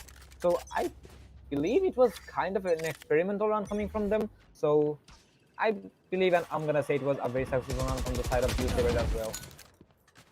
And now there is going to be a push coming down onto the side of Hookah, but Hero, he's going to be the one with the judge and being the jury this time around as well. He's going to be the one to shut down his own twin sister, but not really much can be found just yet as Roy, he's going to be the one to get the refrag down on the Sanity, take him out for baiting his teammate like that. But now Zar, Czar's weapon is going to be going into the hands of Kiro, so he's going to be really happy moving on forward, to say the very least. The drone's going to be coming out from the side of DPS to clear out every single one of these angles, but the 100 Fury is going to be present as well. The kill's not going to be coming down from the side of Roy, but instead it's going to be Eyesight, the cold-blooded killer, getting a kill of his own accord, and from the back end it is going to be Dam getting a damn good headshot down onto Kiro to take him out. And now, ladies and gentlemen, the pushes are going to be coming on in. Rio, he wants to go in for the shot start. Denial of the plan, but he's not going to be able to find it. Instead, it's going to be Eyesight getting the kill down onto one, and Devious getting the headshot down on the Spence to take him out. As, ladies and gentlemen, that's going to be another round on the board for the side of the attackers, taking us to a 1-3 scoreline, and a very clean round from the side of the attackers as well. The attackers are looking very confident so far, and they are really putting up a good fight here. CLS is also trying their best to hold on to that, but for some reason their confidence is not a really strong aspect here, and I think they're gonna go for an eco round here. Yes, they are going for an eco round as we speak, so they will have to gain their economy in a handsome position, and at the same time they'll have to get their heads together. And the previous map, they did get their heads together, but if you ask me, that was a very late situation to do so, because if you are taking too much time, that is gonna favor your opponents, and for now that has been the case. But for some reason from the side of CLS, they're also gonna find their own succession, as they are gonna find some kills, but eventually it is gonna be a bloodbath, as the Sova is gonna be the only one surviving. If he couldn't recover a weapon he was looking for, and eventually he's gonna find his fate on the hands of Zar. And that was the eco round, as we were speaking about it, but that's how it is. 4-1 is gonna be the scoreline, ladies and gentlemen. We'll have to wait and watch how it is gonna be escalated in the upcoming rounds to come. For now, we're going for a full buy round coming from CLS, and we're really hopeful that CLS will be able to live up to it, because if they cannot, this is gonna be a very big problem for them to worry about in the long run. Now, moving down in this 1-4 scoreline, I must weave my web. that last round was an eager round, of course, but still they were able to get a couple of kills. They got a couple of guns off the hands of the attackers, do a little bit of eco damage that they need to. But eco damage alone is not going to be winning you out any of your games. You need to win rounds and establish even more control over the enemy's economy to move on forward with a lot of your own pushes. It is going to be Specs with the orbital strike in his hand. A lot of the ultimates are going to be present for the side of the defenders, but also the attackers. And Tsar, he pulls out the showstopper, and with the satchels coming on through, he wants to take aggressive control down here from the side of Lance, ladies and gentlemen. It is going to be an aggressive dashing coming out from the side of Roy as well. But Roy, he went in a bit too aggressive, and he's going to be paying the price for it. It is going to be Rio being able to get the double kill. The Empress after it popped from the side of Sanity as well, taking us down to a 4 versus 3 situation, ladies and gentlemen. It is going to be Dam going in for the paranoia play. He's going to be the one to go in for the pop shots, and he's going to be able to find one down on the Kiro, but it is going to be Sanity coming back and being able to get that shot down on the Dam. But the ultimate is going to be present from coming out from the side of DB, as he's holding down strong with that Hunter's Fury, but he's going to be opting to use it a little bit too early, and ladies and gentlemen, that is going to be hurting him quite a lot, because they're going to be opting to go for the peaks into the waiting arms of Sanity. Sanity with a one tap, and Rio with the own kill down onto his own twin brother. That is going to be another kill on the board, and Sanity, he's patting himself off after those sexy one taps, and he's got him feeling proud of himself. That is where the confidence is going to be running on high for the side of the defenders, ladies and gentlemen, as they're going to be able to break the second round on their side, and the momentum in their favor once again. Well, on the previous map, I did mention Sanity can go for the Reyna, because he is a monster when it comes to playing Reyna. Unfortunately, as he was playing Phoenix on the previous map, I think that was the reason he didn't have much confidence to work with. But now, as we see him having the confidence, we can say this is going to give a lot of room for the side of CLS for their victory, but they will have to work for it as well. For now, the previous round was a very quick and successful retake coming from them, and that is a very needed win. They needed, but oh my god, what was that, Zar? You just cannot do that to a Russian player. I mean, you are using a Russian IGN as well, but for now there is some more kills coming in from the side of CLX as well, as they are gonna be on a pretty much rampage. As Sanity specifically is gonna find 2 kills. Shuvaroto is gonna be nearby, and Zero is gonna find himself in no man's land, because his rotation is gonna be cut off by Shuvaroto, and he's low on HP. He is actually regretting his decision right now. He cannot move, he cannot do anything, and eventually he's gonna fall in the hands of Sandy. You know, they say they can see you if you don't move, but it doesn't matter. He will fall in the hands of the Empress, and then eventually Zeusaberz is gonna find himself inside the objective as the time is gonna go down. But there is the Orbital Strike coming in, but it's not gonna do much to the attackers because they are still gonna bleed. The Cypher is gonna be slightly low on HP, but that's not something he needs to be worried about. Shiny is gonna be going for the free fires and everything. He is on a rampage. He wants the ace if I'm not wrong, but for now he's gonna be shut down by Isis. And it's gonna be a bloodbath coming from CLX. What a run coming from them, as they are gonna be going for a very successful retake. And finally they're gonna allow their fellow Brimstone, the old route, to go for the refusal, because they actually have the ultimate ready, so they can allow the old man to go for the ultimate, because he's the one who's gonna be able to use the orb very, very successfully, and that is gonna be putting CLX on a score under 3-4, still in favor of the side of Zeusaberz, but they will have to work if they want to hold on to that lead. That was a really good run coming out from the side of the defenders.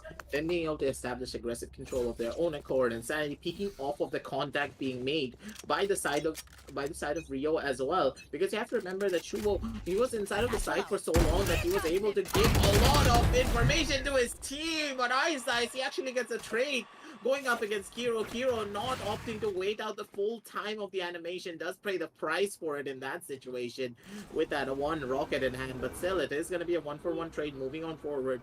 But at the very end of it all, they only just got a Cypher, and a lot of the entry fraggers are still going to be alive. Devious, he does spot out the tripwire, and he's going to be able to deny it completely. The Leers are going to be coming out from the back end. No information is being given off by the recon bolt just yet, as it seems as though the entirety of the side of Zeusaberz, they're wanting to play it slow. They're wanting to see what they can find, but with the ultimate point going now in the favor of the side of the side of the attackers, ladies and gentlemen, it is going to be up to Specs to try and hold down the fort for as long as he can. No footsteps are going to be coming down from the side of A-Short.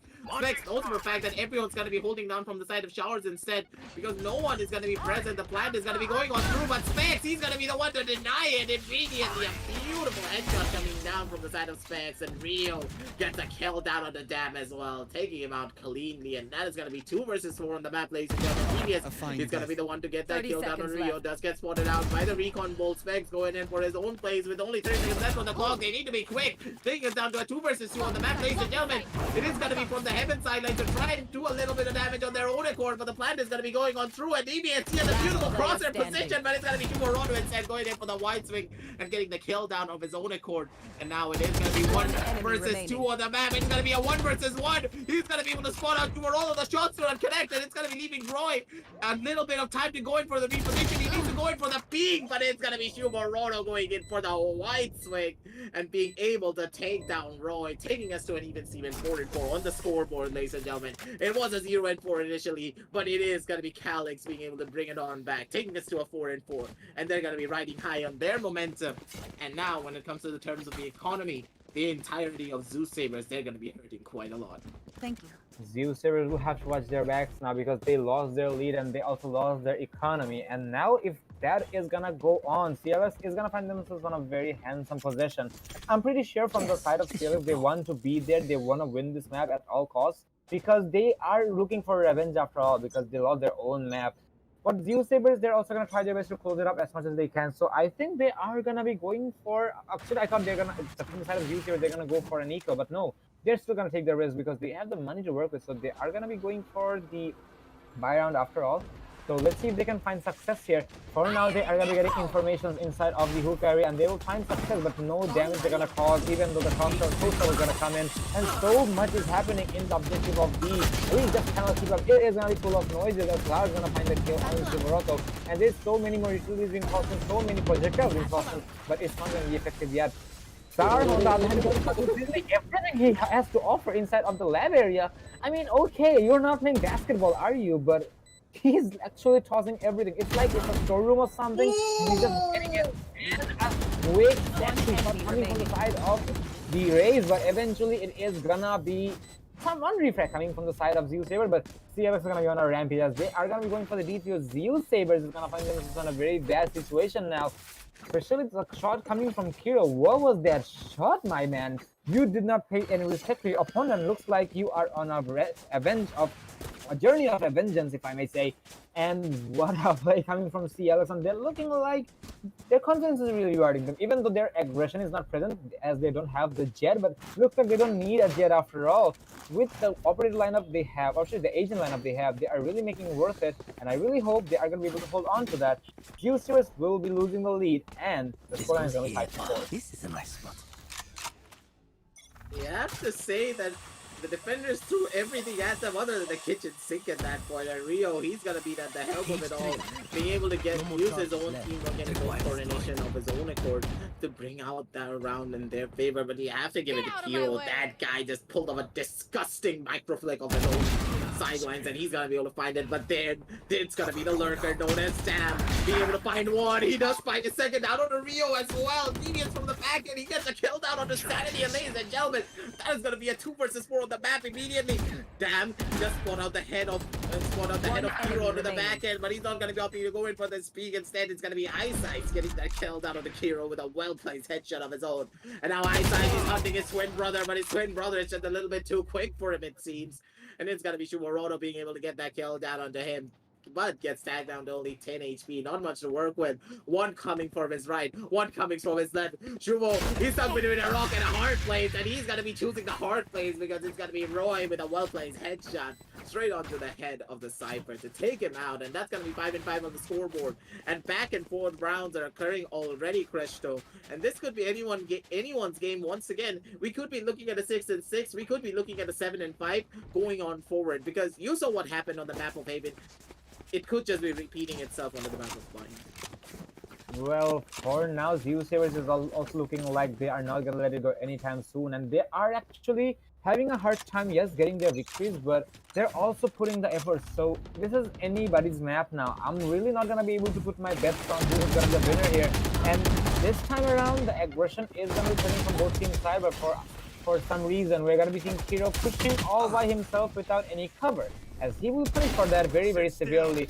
And there is one more kill coming on the side of Zeusaberz, but there is one respawn coming in from the side of Specs, but I don't know if it's gonna be effective. This was an eco round, ladies and gentlemen, from the side of Sierra, so the aggression can be a key factor here. So because they don't have much to lose here, they can risk this round, and eventually they can bring economy in their favor, and eventually they can try to win a round. And we can see Sanity is gonna be on his actually no, he's not gonna be able to he's not gonna activate his ultimate yet, but he can try to do so if he wants, but looks like he won't be doing that because Zar is gonna put him out of his misery with the boom bot.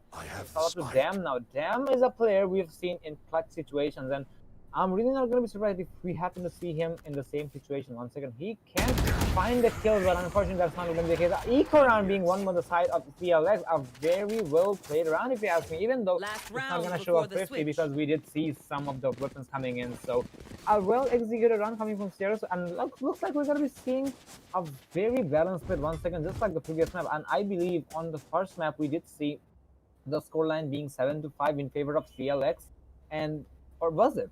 If I'm not wrong, maybe it was. I cannot remember accurately, but it was a 6-6. Yeah, actually, it was a 6-6. So maybe it is gonna be the same case or not. We'll have to see. But for now, CLX and CLX and Zeusaberz is gonna throw everything they have, because this is the last one before the sub. But for some reason, we're gonna be seeing Devious with a Sheriff.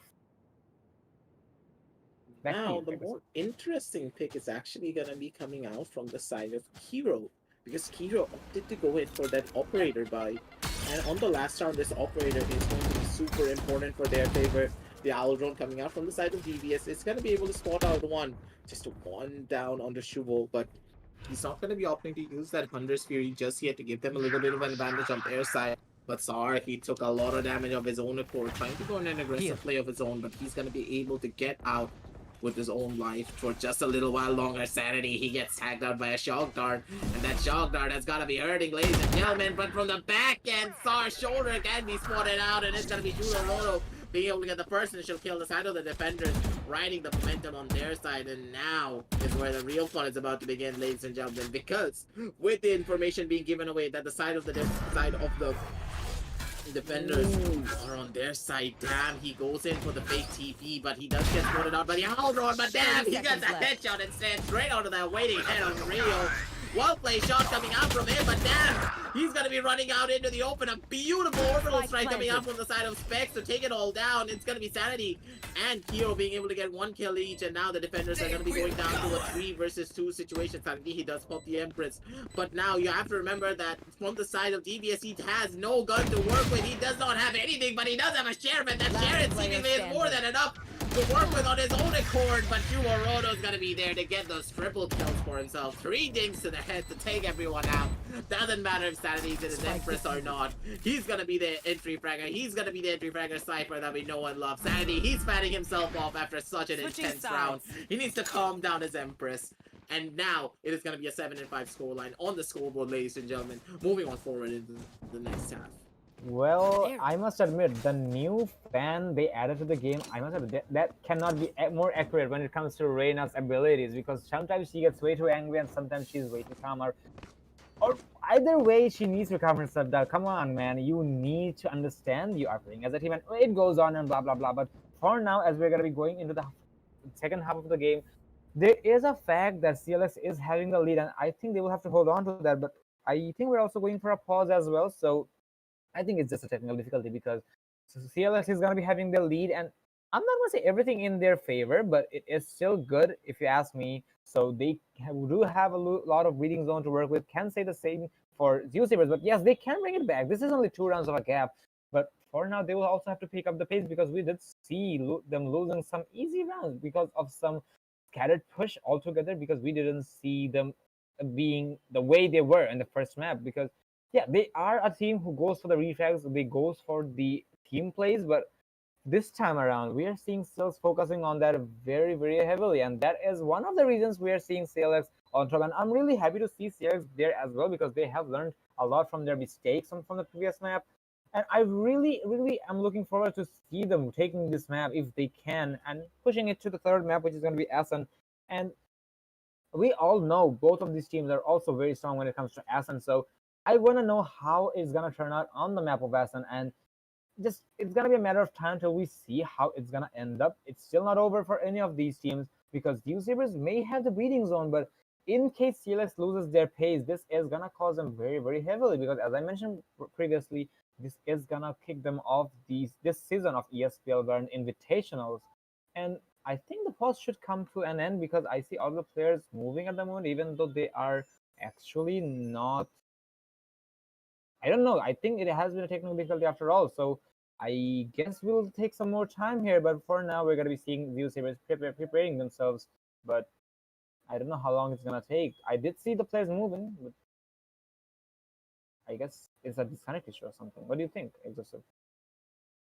I think, ladies and gentlemen, we are going to be taking just a little bit to see what is going to be going on with the players and see if they are all okay. But we're going to be back real shortly with the ESPL Bangladesh. So stay tuned and do not go anywhere. But even if you do go anywhere, grab some snacks because we are going to be in for a long ride. That is for sure.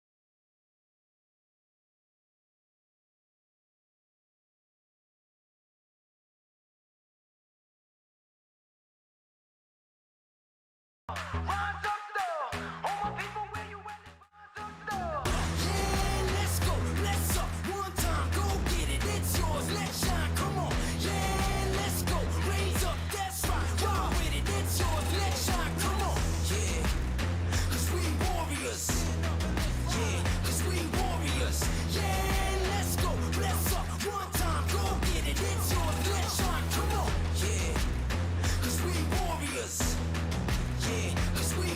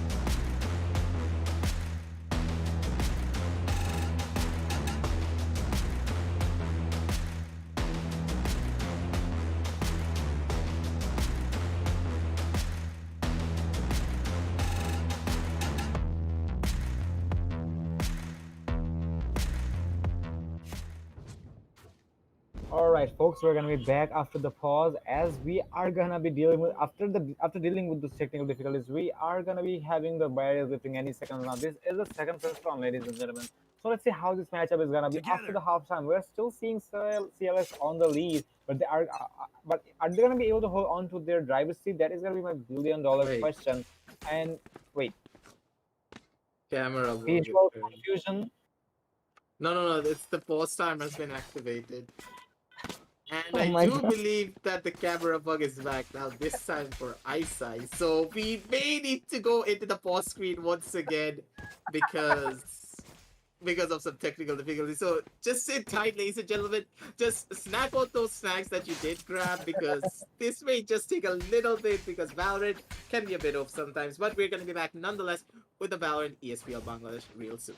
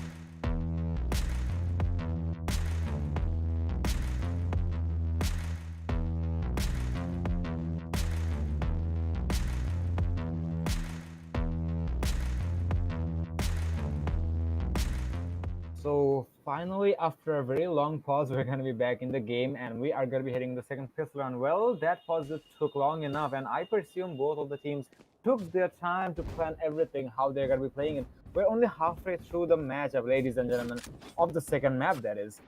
I'm really interested to see how the second half is gonna be escalated. Well, what is gonna be your thoughts, Aggressive? Now, on this pistol run, I'm really looking to see that finally we see a lot of the utility plays coming out from the side of SAR. Because SAR, we saw what he can do whenever it comes to his own defensive round. Because them as a team, whenever it comes to their retakes, they're very clean. But also from the side of Calix, I want to see a bit more finesse onto their own attacking rounds. Because they are a little bit lackluster when it comes to a lot of their attacking rounds. And hopefully they're going to be able to polish it up on this map. And as we could see coming out from the backside of the last half, that them as a team, they were able to come together and take a lot of these fights properly and put the entirety of Zeusaberz on the back foot. But now they need to be a little bit more careful, or they could just bite off a bit more than they can chew. But because now we do see a lot of the smokes being used from the side of Calix to deter any sort of push that could be coming through onto the side of Hookah. A lot of information is being given away, as ladies and gentlemen, it's going to be a full set down towards the A side, but really smart plays coming down from all the members of Zeusaberz. They're holding down onto the side of A, and now, ladies and gentlemen, the entirety of Calix, they're walking into a stack down onto this onto the A side instead. Rio, he does use the owl draw to see if he can spot out a little bit of information of his own, but he's not going to be able to find out much. Because now, ladies and gentlemen, it's going to be a push coming on down from the side of Rio, and he's going to be the first one to get that kill down onto Ice Ice. And this is going to be a rotation call coming down from all the members of the side of Calix as they make their way down over to the B side instead. Ladies and gentlemen, that was a beautiful play coming out from the side of Calix to wait out the time properly and then take aggressive side control of their own accord. They're basically meaning that they're going to be 5 members strong moving on forward onto their own post-plan situations, as now it's going to be a retake for the side of Zeusaberz. Zeusaberz will have to be very, very cautious about the positions of the players from CLX, because now they're holding the crosshair in every possible manner. And that being said, look at the kill feed. As I mentioned, that CLX is not going to lose any of the kills they're looking for. And for some reason, however, we're going to be seeing Roy is going to be able to pick up a lot of the... Oh, no, that's a very bad time to go for the camera, my man. And I don't think Roy has time to go for the defuse. So an ace is gonna be a good one, but unfortunately Roy is not gonna be able to celebrate that because he will fall in the hands of the spike, as it will explode itself and the objective along with the jet into pieces. A very close round for the side of Zeusaberz, but unfortunately the clock is gonna favor the attackers here.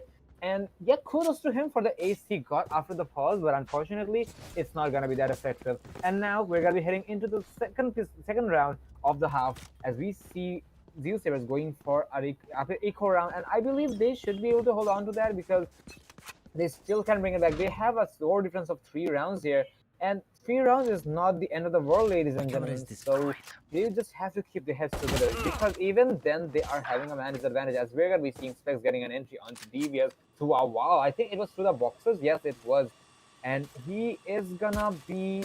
There is no reflex potential coming in from the side of Zeusaberz, and for some reason, Zeusaberz is playing it pretty safe. Even though it is an eco round, they can be aggressive in the round because they actually don't have much to lose in this specific round. But still, that is gonna be the case from their end because they are not risking anything on the board. Even though we are gonna be seeing the Soba falling off the board, as the Tsar is also gonna be joining them inside of the grave. And it is going to be a 2v5 situation. Now that is going to make it that challenging, as Roy is not paying attention to what's happening whatsoever. And it's all up to the Ghostly Omen with a Sheriff in hand. It is a 1v5. He can make it possible, but this is going to be very, very challenging for him.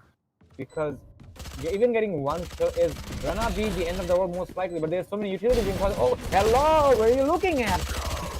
Eventually he will find 2 kills, but there is the reflex coming in from the side of Kiro. He did do some damage, so he can be happy about it. But the round itself is going to be favoring CLX. A very well executed run from the side of CLX. I believe Zeusaberz wanted to burn time as well, so they did do that very successfully, but the entries were in favor of CLX. So that being said, CLX knew it is going to be somewhat of a passive run from Zeusaberz side, and it was. So the read was successful, so that is 1 round favoring them, but we'll have to see how this full buy round from Zeusaberz is going to be escalated. The last round, we could already see what happened in the previous round just repeating itself. Again, not really a lot of aggressive control being established down here from the side of B Long and allowing the Sova to just walk in for free, bro. He does not get the kill down onto Rio, and that is gonna be hurting quite a lot. Ladies and gentlemen, the pushes are gonna be coming on down as well. As the full set rush is going to be coming on down, it is going to be everyone from the side of CLX making their way forward, but with the spot out coming out because of the trap wires being present, it is going to be Sanity fighting the bullet in that situation. But now it is going to be the side of the defenders having the advantage, the man advantage in their favor. Specs, he's taking a lot of damage on his own accord. He's not going to be able to move out much himself at all, but it's going to be aggressive dash in from the backlines. He goes in for them, dies, but he's not going to be able to get the kill down on the Specs. That pulls out the pistol right in the nick of time to get that first initial kill, and now it's going to be 4 versus 3 on the map, ladies and gentlemen. But you have to remember that the ultimate is going to be present from the side of the show, but the aggressive push is going to be coming on soon enough. Now, ladies and gentlemen, it's going to be Rio instead of being able to get that kill down on Roy. Rio has been back on the dam. The kills are going to be coming out from the side of Calix instead, and now, ladies and gentlemen, that is going to be all but over for the side of the defenders. They put a heavy investment with that operator for their side, but they paid the price for it heavily. And now, without that operator and also losing out on their first fire round, giving 10 rounds on the board for the side of Calix, they need to go in for a save. They need to give away that 11th round because it is their do or die situation when it comes to that 11th round, because they never want to fight for match overtime. And now Calix, they're going to be sitting comfortably at that 11th round if they're able to win this one out and not give the side of Zeus a thrifty for their end. Well, from the side of Zeusaberz, I think they're having a communication gap after all, because the way we are seeing AGX or Calix playing it so far, I can see their confidence burning it up and they are not losing any of it. As we are going to be seeing a very aggressive push coming from there, and they're not taking any titles yet, even though Dan did find one, but there's a reflex coming back and forth. It is actually going to be very, very difficult for Zeusaberz to come back from here, and there was a fake coming in from his defenders, attackers actually, because they did sit for the plan, but eventually they faked that and they took the portal, eventually setting themselves and sending the camp instead of B, as they want to blow objective B into pieces, and it's going to be a 1v3 for ISIS. And for some reason, Zeusaber's confidence is really lacking here. I don't know why and I don't know how. They are not in a good pace. And speaking of which, we are going to be seeing one more round favoring CLX's side. And do notice, ladies and gentlemen, Zeusaberz is actually going to be having half the rounds of CLX, and that is going to make it very difficult for them at the same time, because if you want to bring this back, you have to bring 6 rounds in quick succession and in the row.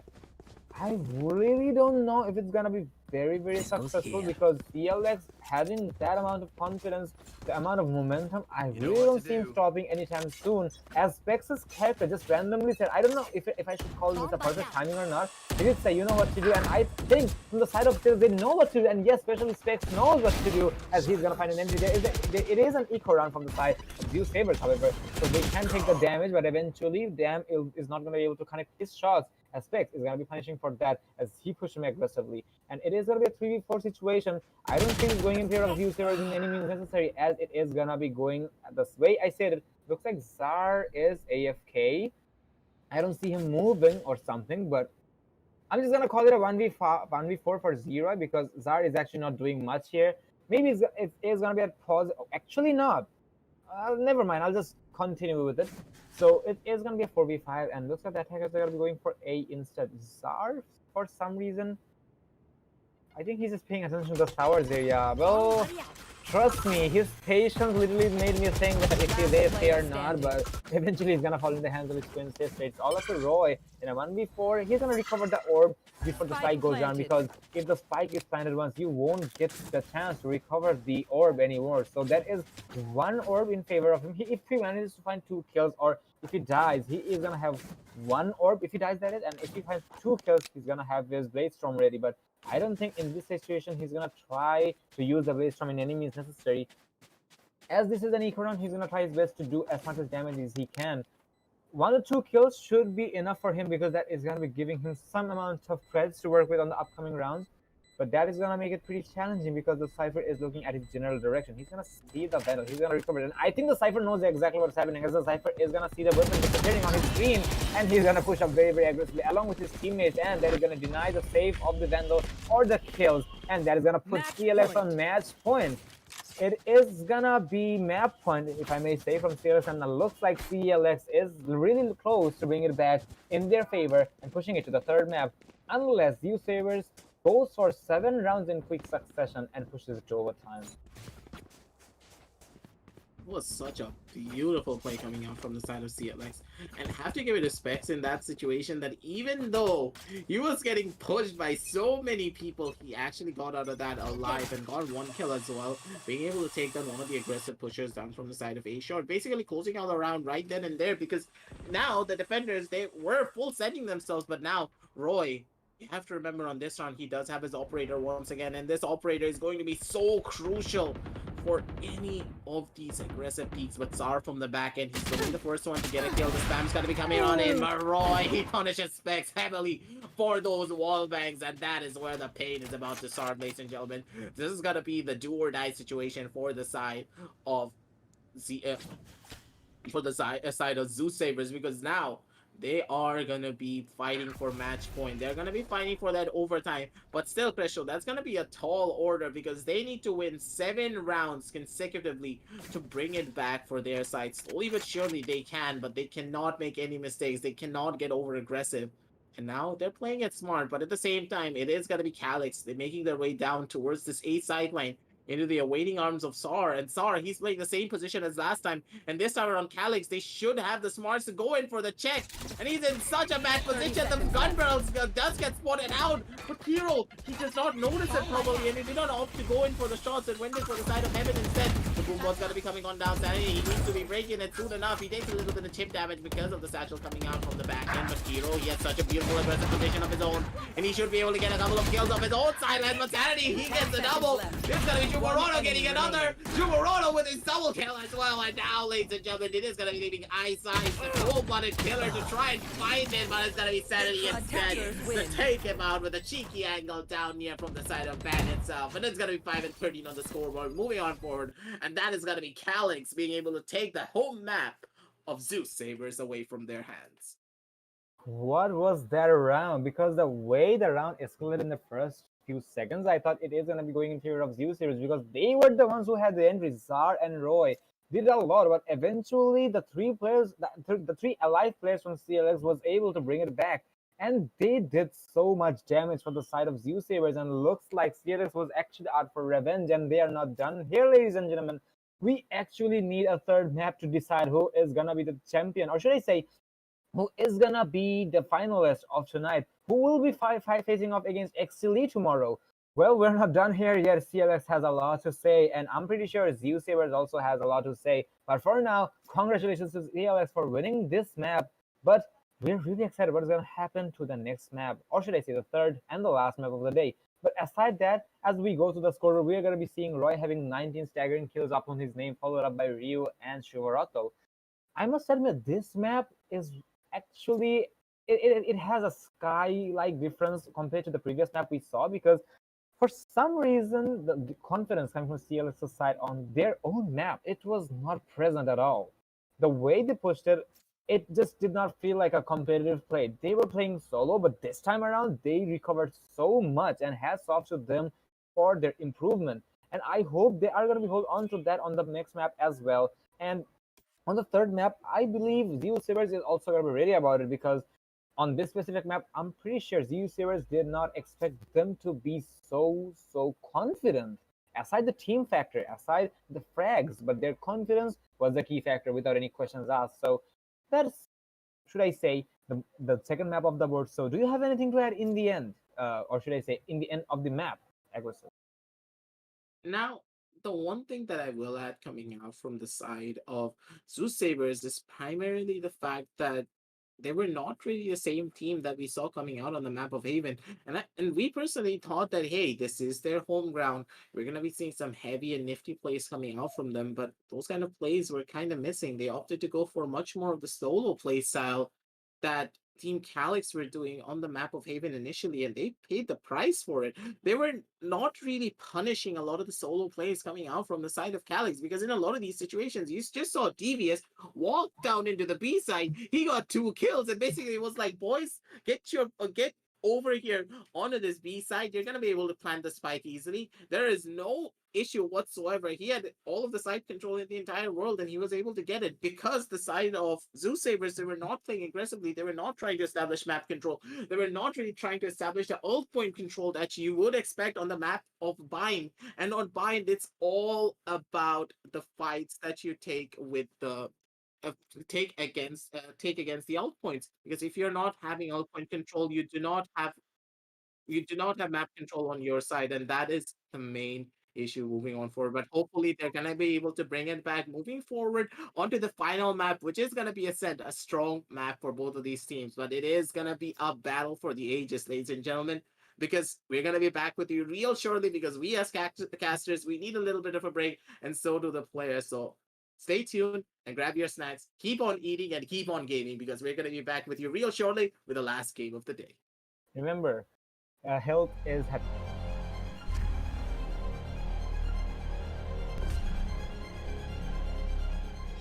Every young gamer wants to become an esports professional. We make it happen. You just keep on winning.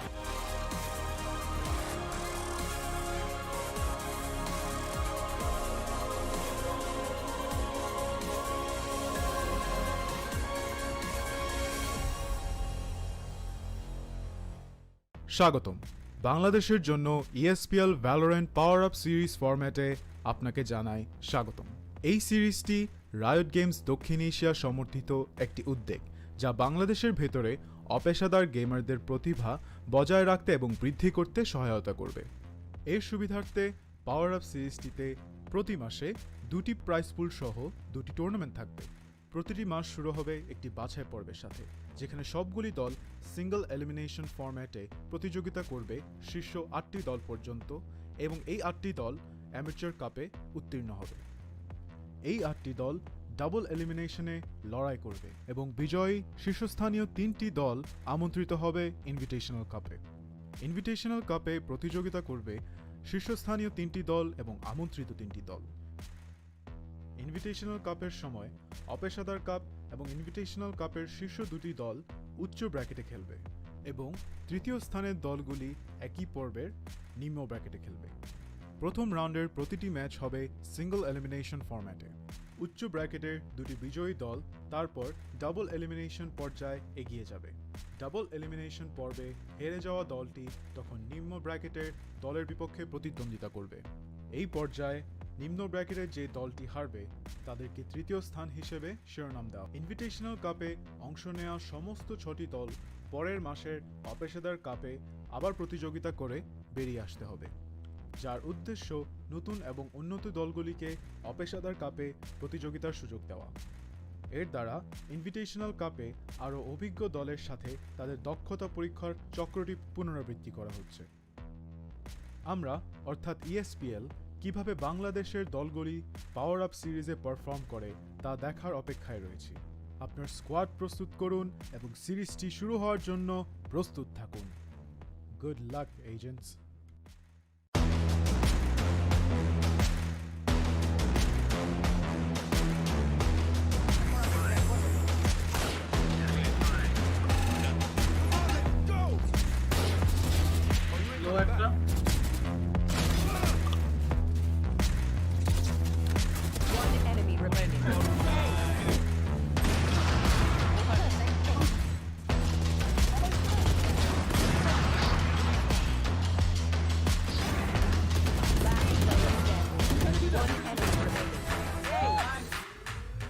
Hello everyone, I am Samuel from Mercenaries. You guys probably know me as Nuke. We are delighted with the invitation to the ESPL Cup, and we are looking forward to playing against the top teams in this country.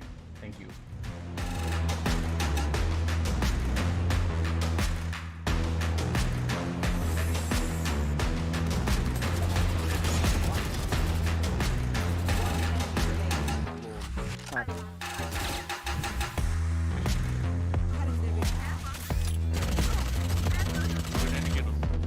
দাঁড়া আছে একটা চোখ পয়েন্টে আসতে দিল না, আবার আসছি আমি, আবার বসছি ওই যে এটার পরে আমি আসছি।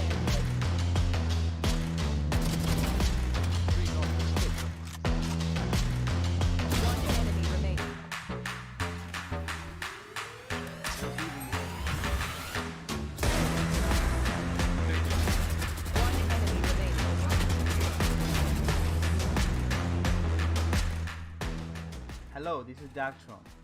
I'm the founder of Instinct Esports. ESPL has brought a new platform for all of us, and we're really excited about it. And we're really looking forward to do our best and win the upcoming event, the Amateur Series Cup 2. See you all in there. Thank you.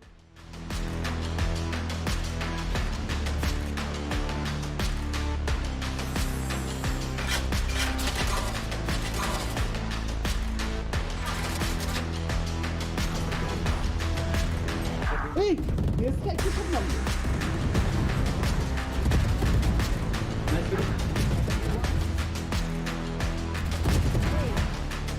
Hello guys, this is Kezion from Revex Necrosis. Unfortunately, we couldn't participate in the first installment of ESPL Amateur Cup, but this time we're coming back with a bang, so you better watch out and do support us.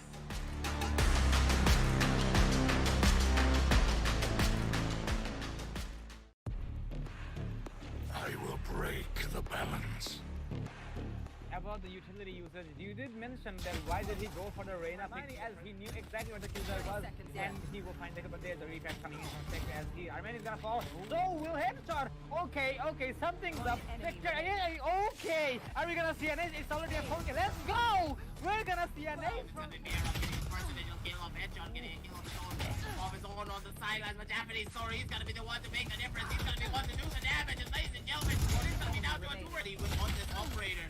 And now, once again, we do see an aggressive push coming out from the side of Headshot. Not really having backup, but just as I say, the caster's curse seemingly coming into full fruition, but still, it is gonna be Hermione to bring back that man advantage in their favor state. He's hunting his strong angle properly, and this is probably gonna hurt a Japanese core. Chimes in for the triple kill with the knife. Very beautiful post-line positions as well from all the members of Mercenary. They have the momentum in their side. He's gonna be going in for the peak, but it's gonna be Bear getting the first initial kill down to the lethal. So we're gonna be having a break coming to an end, and we're gonna be hitting the third map of the day, which is gonna be SN between Team AGX Calix and Team Zeusaberz Esports. So we're gonna be we're not gonna be wasting any more time here. We're gonna head right into the game, and it is gonna be SN as I mentioned. On this specific map, we're gonna be seeing AGX or CLX. Actually, it's pretty confusing for me to say both, but I'm just gonna go with CLX. CLX is gonna be attacking, and Zeusaberz is gonna be defending. And according to the agent lineup, I presume it is going to be the same case once again. Yes, it is, except for Kiro, however, is going to be going for Jet. So joining me once again is going to be Aggressive. So Aggressive, take it away. And now we're going to be going into the final map of the day, ladies and gentlemen. And this map is going to be quite an interesting one, to say the very least, as well, because we do see coming out from the side of Calix, they are going to be going in for their usual picks from what they had on the map of mine. So you should never change what works best for you. And this kind of pickups are really strong, but I would have expected an Omen pick to come out from the side of Specs instead of this Brimstone, because Omen is a lot more of a potent smoker agent instead of Brimstone whenever it comes out on this map, because of the flash and also the cross map smoke, being available to him. But now we do see that SAR, instead of going in for his usual raise, he's actually opting to go in for this Phoenix. And this is a big question mark for me, Crestro, personally, because Phoenix, yes, he's very strong on a lot of different maps, but he has a lot of trouble finding a lot of value on the map of Ascent, mainly because there are a lot of corners to check, and with the flash, you don't really get a lot of value, because if they're not in your line of vicinity, they have a lot of places to go to dodge out the flash, and you're not really gonna get a lot of value out of that one singular flash. So I do believe that when it comes to a lot of the utility plays that the Phoenix can do, he's gonna be opting to rely a lot more on his Molotov in comparison to anything else.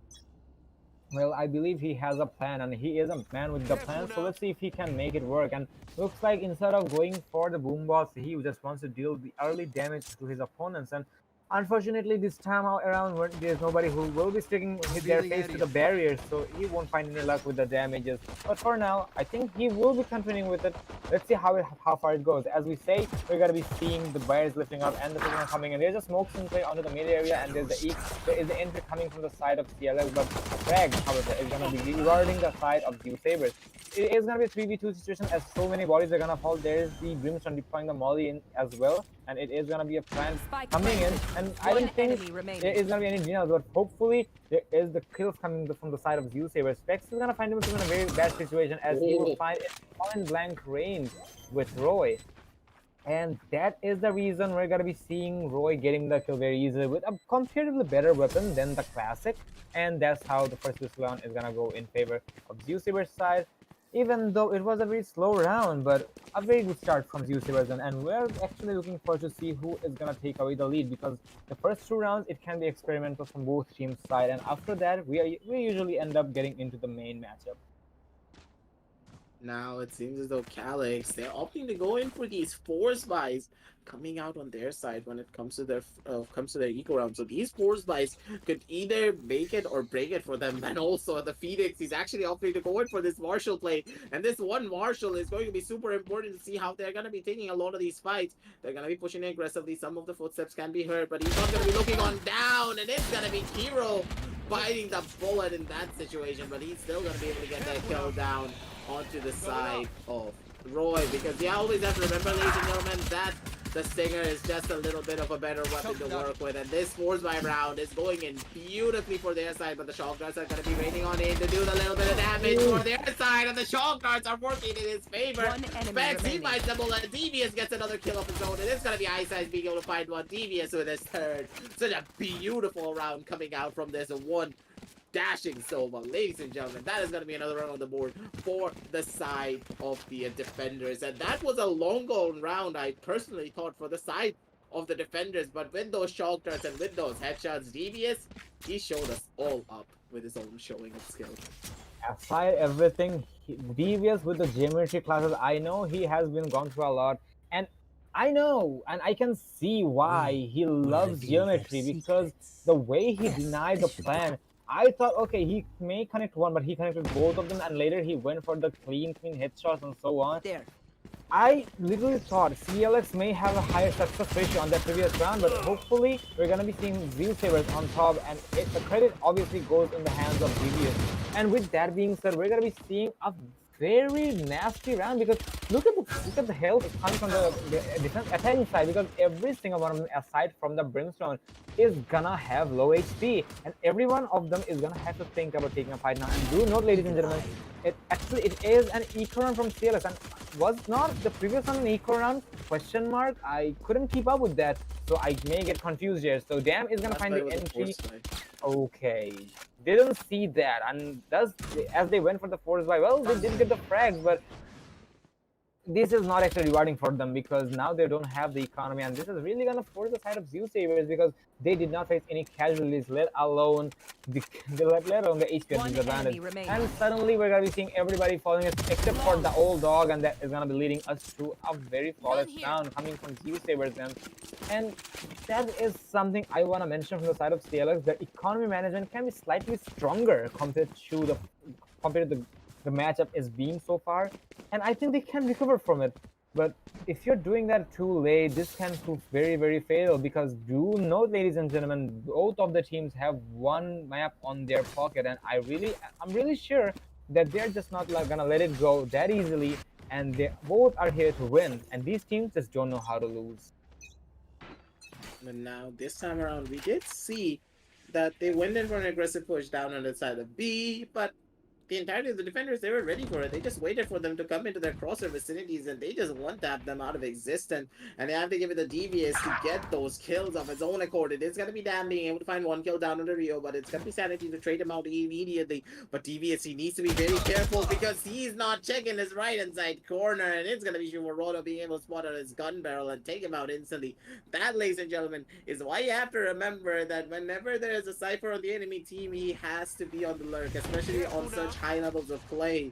Devious getting caught off guard. That's going to be hurting him quite a bit. But Sar, he's going to be the one to throw the Molotov as a curveball in hand. He opts to flash them out. He's going to be able to get one kill before he gets straightened out by Specs. The flash dot did come on out, but that's just not gonna be enough, ladies and gentlemen. Roto, he's in a beautiful position of going down on the side of short. The aggressive dash in coming out from the side of Roy. He's gonna be able to get one kill at the very least, take his down to even on the scoreboard once again. And now it is gonna be a crossfire angle being set up from both of the side of the defenders as the attack is gonna be coming on through Roy. He's making a little bit of pressure of his own, but both of the defenders are gonna be on the back end of it all. Ice, he's holding down, checking the corners of Generator. A lot of the drop sounds are gonna be coming on in, but it's gonna be Specs instead to get those headshots. He's gonna be able to find it all away, and with an ultimate to boot coming out from the side of Specs, he's gonna be making sure that he gets this round for his team, taking us to 3-1 on the scorecard.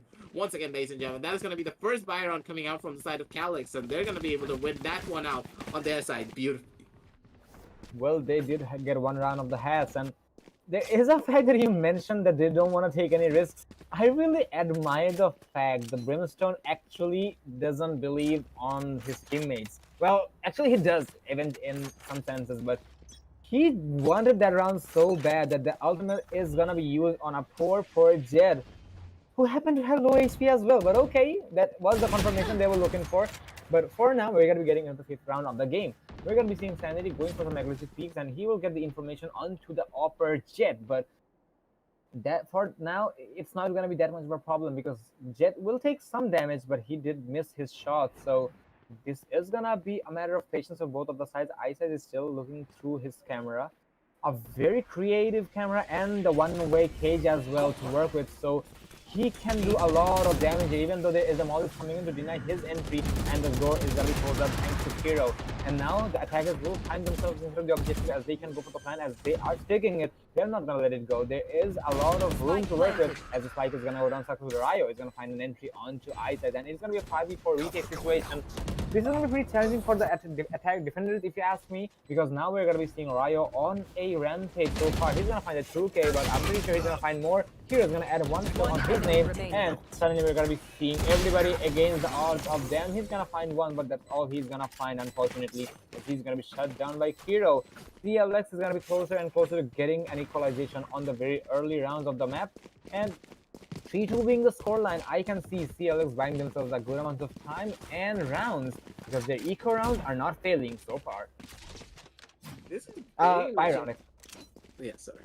Their buy round is working out really well for the side of the attackers, and they're going to be able to establish a very strong lead for their side. But once again, not really a lot of economic damage being done just yet because of the bank that they had previously from winning out on those 3 consecutive rounds. And with the loss streak bonus in their favor, they're still going to be able to go in for the buys nonetheless. But still, they did lose out on an operator in that last round, and that operator was not really able to get a lot of value.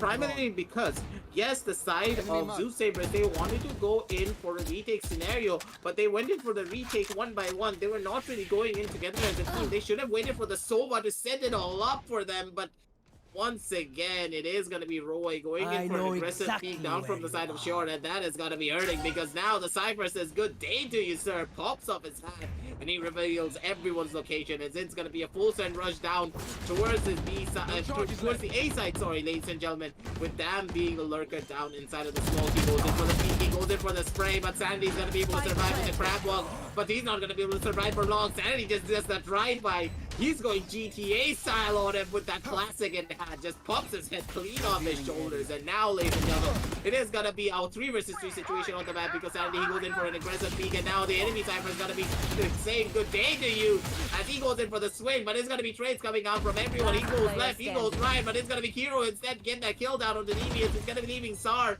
on his own, so he does have the running back that he does not have a lot of time to work with. He needs to be making a full-on dash down to see if he can get a couple of the kills. Maybe if he can find something, but Specs, he's gonna be the one to take first contact, and it's gonna be Kiro to go in for the wide swing to clean him up. And that, ladies and gentlemen, it's gonna be 3-3 on the scoreboard for the side of the attackers as they take us to the even-Steven scoreline that we were expecting. But man, oh man, Calix, them as a team, they're just absolute mad lads when it comes to their attacking side. CLX is proving themselves to be an absolute unit, undoubtedly, but from Zarzan, I actually was expecting him to save the Vandal instead of going for the peak, but I guess he wanted to get the kills anyways. But for some awkward reason, he's the only player who is going for buy. Well, actually, he can't afford that because this is an eco round, and some of them had a handsome economy, so they went for the drop. And I think Zar will be deploying the run it back. That's the reason he deployed the Vandal in his hand. So, well, that's how I predicted it, and unfortunately, it's not going to be that effective. But Roy is going to find one, but that is not going to be that much successful because Kiro is going to be finding 2 of his own kills. So the damage is going to be caused on the side of Zeusaberz side, as Kiro is going to find a 3k right there, and now they're going to be proceeding towards the objective A. And as they are proceeding, they will have to deny, the defenders will have to deny the plan if they can, because if the spike goes down, I don't see this going in favor of the attack of the defenders at all, but it's gonna go down either way. Zar will find himself in a very bad situation now, and he will be followed up by the Cypher any second now, but eventually Zar is gonna fall. Now that Vandal, unfortunately, did not go successful the way it was supposed to go. And that's kind of sad for him because it could have been put to a better investment. As it's not the case, we're gonna be seeing we're still gonna be seeing a Byron, but you know, you still could have saved the gun because we didn't see much coming from that specific weapon. The only kills we saw from the side of Zeusaberz was from the Blaze Storm, and I'm not gonna blame Roy here because the Blaze Storm is gonna get recovered any second now if he gets the kills, if he dies, and etc. But I think Zeusaberz will have to pick up the pace now in order to get their games, in order to get the hits in the game. This time around, we do see for a fact that the side of Calix, they're trying to take aggressive control down from the side of mid, and Rio, he's got to be able to answer back on his own accord. He does get a clean headshot down on the dam and takes him out immediately. And now, ladies and gentlemen, it's going to be the side of the defenders on the back foot because they have lost their smoker agent, and as soon as they lose that smoke, they don't really have a way of blocking off a lot of the sidelines that they would have wanted to. When it comes to their own defensive sanity, he's going to be the entry fragger. He's making an aggressive dash in of his own, but he's went in a bit too deep. He does not check down from the side of teammate. He does pay the price for it. Devious. He has a soul, but it's just so clean. He gets all of the headshots, but it's gonna be Shumoroto and Kiro to bring it all back. And now it's gonna be Clone versus Clone, sister versus brothers. Ladies and gentlemen, it is gonna be 2 versus 2 on the map, as it seems as though with the camera being able to spot out Shumoroto in this situation, eyesight, he's holding down from the back of side, and they're walking into his awaiting hands. The camera has finally been broken down, but one knife has been used from the side of Kiro, so he needs to be very careful about it. Rotations are going to be coming on in. The spike is getting held down from the side of Zeroy, down on the side of mid. He's going to be obviously going for the swing, and he does get the first initial kill. He's looking for some more, but Shumoroto, he's just going to be way too quick. He needs to make a beeline down towards his B side. A lot of the footsteps are being found. Shumoroto, he's not checking his back corners. He doesn't know where to look, and it's going to be ice to clean him up. A cold-blooded killer, as you said initially, Cresto. He is not changing his name whatsoever. He's not changing his nature at all. Even if it's for his twin brother, he's gonna be killing him out instantly, and that's gonna be 4-4 on the scoreboard once again. And with the back and forth rounds coming on through Cresto, you can see when it comes to the terms of the economy that the side of the defenders, they're hurting quite a lot. A lot of the members are not gonna be able to go in for the buy, so while from the side of Ajax, they're gonna be quite happy because they have a lot of bank to work with, and now we see an operator buy coming out from the side of Kiro. Well, we'll have to see if Kiro finds success with that because he is the player who is gonna be pushing very aggressive, and yes, he will find the success on her twin sister, and that is gonna hurt the side of Zeusaberz a lot, and I believe they will be able to hold on to that, but it is gonna be a matter of time. For the side of Zeusaberz, however, they are also putting some aggression here, but they are trying to play it as passively as they can because according to the economy, as I see, they're also kind of broke because both of the teams having equal amount of probability to winning this matchup, they don't want to risk anything. But I think CLX, being the attackers, they are actually forced to go for the aggressions anyways, as they are really focusing on that, as they are going to be putting a lot of stacking pressures onto A, but there is the paranoia coming in, even though we're going to be seeing Specs getting that kill. Star is going to be kind of like the Pink Panther here, being the sneaky peeky boy, but eventually he's only going to find one. He did go for the hot hands, but no, that's not going to be effective, as it will just size the play for some time, but it's not going to find any success. There is a geometry student once again, but unfortunately the geometry is not going to be applicable this time because the players have evolved, the strategies have evolved, so the Brimstone's not going to stay there once again, my boy. So a 3v4 situation and a retake to deal with. It's still doable for the side of Zeusaberz, and I think Devious can find a kill, and looks like Devious is not the person who is devious, but the Cypher was. And suddenly the tables have turned, and there you go. Specs is gonna find himself in a 1v3, but the Molotov is gonna burn everything out of the old dog, sadly. And not to mention, Zar is gonna be more than happy to take the operator from the side of his enemies, and they say, don't take anything, take what they love the most. And now this operator is gonna be used against the odds of the attackers, and I'm pretty sure that's not something CLX is gonna be happy about. I think there was a communication gap coming out from the members of CLX, because in that situation, Shubo, he doesn't even look up onto the side of heaven. Where did the camera come from? He broke the camera, but he does not look up to heaven. Everyone is looking down onto the side of E main. And that, to me, was a big question mark, to say the very least, because the team should have been one member should have been looking down from the side of heaven and holding down the crossfire, but with no crossfire being properly set up, this was all but over for the side of the attackers, because everyone just swarmed in. One person from the side of A main, two people from the side of heavens, and with the heaven pressure being established, they need to retaliate down onto the side of heaven instead. So the person coming out from the side of A main just has free reign. He can go in for the wide swing, get the first initial kill down on the side of hell, get the second, get his third with the Molotov, being able to clear out the entirety of the side of Zar. He played that beautifully with his team, and that retake was just so clean as well. And ladies and gentlemen, that is the level of play that we would expect coming out from the side of the defenders.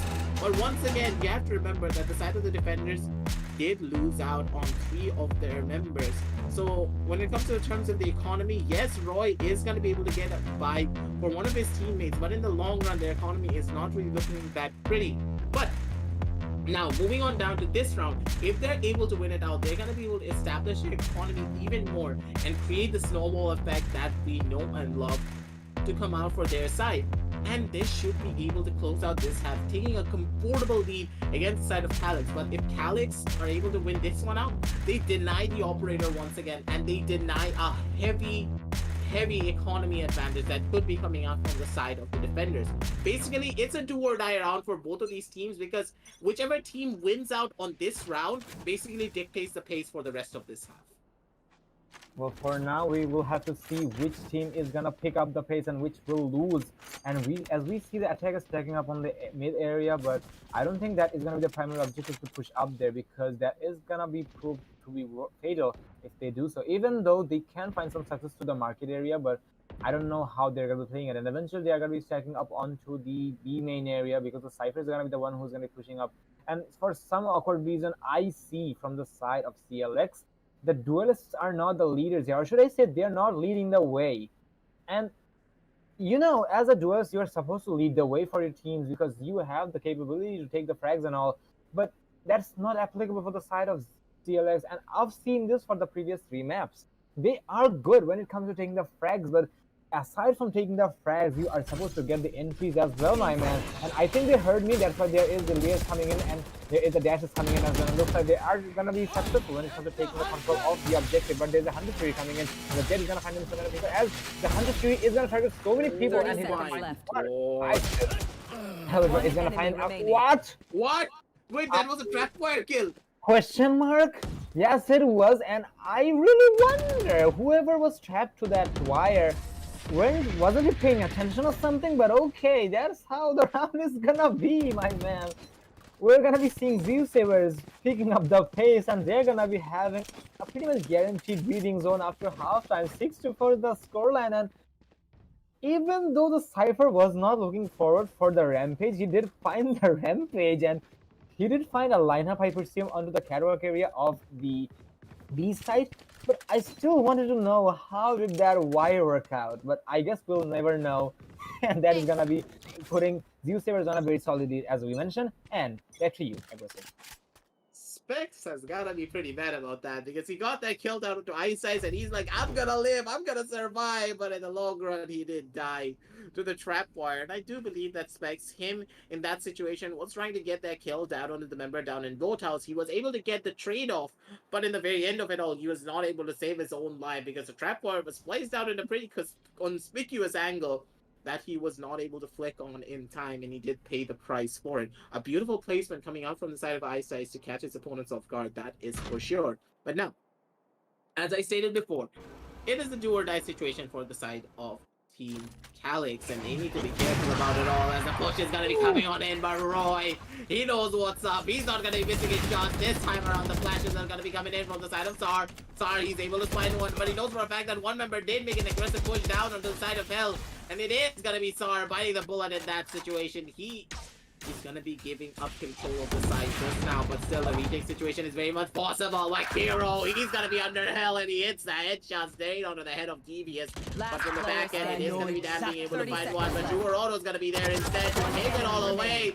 Roy with the aggressive dash in. He catches Shumaroto with his pants down in that situation, and he's going to be paying the price for it. But still, this is going to be an upgrade for his side. He's going to be able to take out a Spectre. He goes in for the aggressive dash in. He goes in for the spam. He does spot out the head, but he only has 4 bullets. 4 bullets is more than enough for this man. He takes it all away, and that, ladies and gentlemen, is why Roy is such a dangerous jet player. It's such a dangerous player to be going up against. The amount of confidence that he has, even with 4 bullets, he knows no bounds. He takes this to the 7th round for their side, and it's gonna be a clutch coming out for the side of Zero. I'm literally surprised the way the round played out from the side of Roy. You know, when he went out from the ramp area and trying to go to CT, I actually thought for a second that maybe he's gonna try to save the operator. And when he got the kill onto the Cypher, he's like, okay, so I got the kill onto the Cypher, so I think it's winnable. And then he picked up the Spectre, and I was like, okay, he picked up the Spectre, but not the Vandal. And I'm like, you know, you can make it happen, but end of the day, the Vandal would have been a good gun. But yeah, he did run and gun. That was his plan. And personally, I was confused, but he just smacked everything on my face, and I'm gonna give everything to him because he was 100% successful in that. And my oh my, what was that round? But end of the day, we're gonna be seeing CLS putting everything they have to get this round, because this is the last one of the swap. So I believe they should be able to find the success there. And now they are really putting a fight here, because Specs is gonna find one, but there is so many kills coming from the end of Zeusaberz, and as well as there is the 103 coming from the Rio. He's gonna find the tag, but not the kill. Then he's gonna find one. There's a retry coming from Sanity's end, and there's a shotgun coming, which should be dealing some damage to Sanity, but no, Sanity is gonna be able to evade that. It's gonna be a 2v3 situation with Sova being low on HP. That can be pretty hard for the Sova, especially because one more killing blow will take his life. But looks like Specs will have something else to say. He's gonna find one, but so much he can handle. Come on, give the old man some break, give him some respect. But unfortunately, Zeusaberz is not gonna be having any of that etiquette, as they will finish him off, as they will put themselves on a very solid lead with a score of 8-4. And looks like Zeusaberz is gonna be getting closer and closer to their victory of this specific map. Calix is not that far away, but they will have to get their heads together very fast, otherwise this map may go to a point of no return. I have to say, for scoreline, I have to say, from the side of CLX, it is quite respectable, but at the same time, when your team had such a strong lead moving on forward onto a lot of their previous rounds, and now losing out this much, it is going to be putting a little bit of a dent in your team morale and in your confidence. And now moving on forward onto their first pistol round, they need to try and establish the lead once again in their side. And we already do see that Rio, he's going to be the one holding down the side of B with Specs on his sidelines with the 3-stack down near A. And it seems as though Zeusaberz, they're going to be walking into the fire itself, out of the frying pan and into the fire, they say. But instead, it is going to be Calix opting to go in for the retake situation. The trap wires are going to be revealing their locations, but no wall banks are going to be able to come on through. Sadly, he does pull out the Lear. The Lear trying to find a little bit of information, but it's going to be Hero instead, getting the first initial kill down to a lurking Ice down onto the back end of the sidelines. Sar, he's able to get the headshot down onto one, but he's not going to be able to find much more than that. Specs going to be able to get one kill of his own, but it's going to be Devious. Roy be able to get a couple of kills of their own. Specs from the back end. He does answer back with his own calling. The shots are going to be coming on in, and Sar! What was that shot onto Specs? The 180 flick, so clean and so crispy. What are these shots from these players, ladies and gentlemen? He turned on his aimbot, he turned on the 180, he turned on Specs himself. Such a beautiful play coming up from the side of Sar to take us to this 9-4 scoreline. You have to say, Crystal, that shot was just sexy as hell. I'm literally having an orgasm. I know this is a family-friendly program, but this is that shot literally gave me that. And what was that? Why would you do that? And why does it exist in the first place in this specific game? I don't know. I think I'll never know. Zar himself, being the Russian king he is, he's trying to live up to his name, and yes, he will find 2 kills. The initial kills are gonna favor the side of Zeusaberz, and looks like the confidence is really rewarding Zeusaberz at the moment, especially Zar with those kills, and he is using the pocket shotgun, or should I say, the right click onto the classic. But look at the aggression coming from the side of the Zeusaberz. I'm not even able to finish my speech right there, and here they're just gonna be on a rampage. Their victory train is not stopping. They are an absolute unit, especially Zar being the Phoenix player. My oh my, he is undoubtedly the duelist main of Zeusaberz, followed up by Roy. These 2 players, especially Zar, well, I'm actually gonna give credit to both specifically because these players are really gods when it comes to getting the kills, getting the entries, and so on. Unfortunately, from the side of CLS, we're not seeing anything like that, but I'm really looking forward to it. Maybe we'll see it in the long run, but unfortunately, Zeusaberz will be hitting the double digits, and they're also gonna forget the spike on the base. Just letting you know. The spike can just chill there. Zeusaberz is like, who needs the spike? I got the kills. I got my run it back. And Sar, he's getting ready to pop it soon enough. And I do believe that the side of the attackers, they know for a fact that they don't have the spike on their side. I do believe, but still, the push is going to be coming on through. Sar's going to be the one to get the kill down on the Sanity. Sanity not being able to find that one out. It's going to be going to dead row factor. Roy is going to be going in for an aggressive dash for the back end while Sar is holding down with his run it back onto one of the sidelines. They're going to be able to just take full control of the B side. And the spike is going to be making his teeter-totter way down on the B finally, ladies and gentlemen. It is going to be a plan going down onto the B side with the aggressive control already being established. Specs, though, he's going to be able to get a kill down onto the spike, but it's going to be Sar from the back end being able to get a kill down onto Subaru, who wanted to go in for an aggressive flank of his own accord, but Ice Ice, he didn't have the disadvantageous guns, and he's going to be paying the price for it. But still, he is going to be able to tag out Kiro to only 33 HP, and now it's going to be Specs and Kiro to try and go into this retake situation. But this retake situation is going to be quite deadly, because you have to remember that the side of the attackers, they're going to be setting up a coffin dance down deep into the site. And this one coffin dance could just be spelling doom for their side. The smoke is going to be coming out from the side of Dam to block off Speedway as much as he possibly can, but with the spams coming on through, they need to be going in fast and they need to be going in quick, but Dam's going to be there to get a damn clean headshot down on the hero. And Specs fights the bullets of Roy as well, and that is going to be another round on the board for the side of the attackers, ladies and gentlemen. And now it's going to be the 11th round for their side. 1 more round away from match point. 2 more rounds away from closing out this map. And sending the entirety of Calix back home kicking. And now, Krishto, you have to remember that that was the first buy round for the side of Calix. And they lost out on that, and they need to force buy on this. And if they force buy on this and lose, it's just all over for them when it comes to the terms of eco. Well, I'm actually going to talk about the previous one specifically, because I think that was more or less like the last pin to the coffin of the side of CLX, because their economy is actually banging them. Yes, that's one, but aside that, they are really having a hard time getting the kill. But wait a second, is the Dead having a trigger discipline? Yes, he did, but that's all he's gonna find. But as I was saying, they will have to win this round at all costs. Yes, if they happen to lose this round, their opponent is going to be sitting on match point. That's number one. Their economy, their shopping cart is going to be completely empty. And you know that economical disadvantage is going to put them in a very bad situation, if not the graveyard itself. So we're going to be seeing the entry coming from the Jet. So that is going to give me some kind of a hope of light from the side of Calix. But looks like that's not going to be shining for long, because Ice is going to find a kill onto Ryo. And with the fact that the Brimstone and others is going to be low on HP. Well, actually, the Jet is also low on HP from the side of the Zeusaberz. Excuse me right there. This is going to make it way more harder for the side of AGX Calix, as they are going to be having the Cypher hiding inside of Hell, and they're going to see the plan going down. I don't see this one going in favor of Calix at all. Even though Hero is going to be on the Bladestorm, he can take the updraft to go for the wall, and he can go for some vertical plays. But I really doubt if he's going to be doing that, because for now they are having the adrenaline rush, and when you are having that adrenaline rush, you have to control it. and I think they're having a time when they need to keep themselves calm, and I don't think that is not going to be the case, because what if the split coming from Devious, as he will get the kill, even though the Jet went for the dash, but eventually Sanity is going to be the Empress right there. Even though he didn't have the ultimate, he doesn't need that. He's going to find the remaining side, and that is going to enlighten the light of hope from the side of Calix once again. They are going to deny match point from the side of Zeusaberz, excuse me, right there.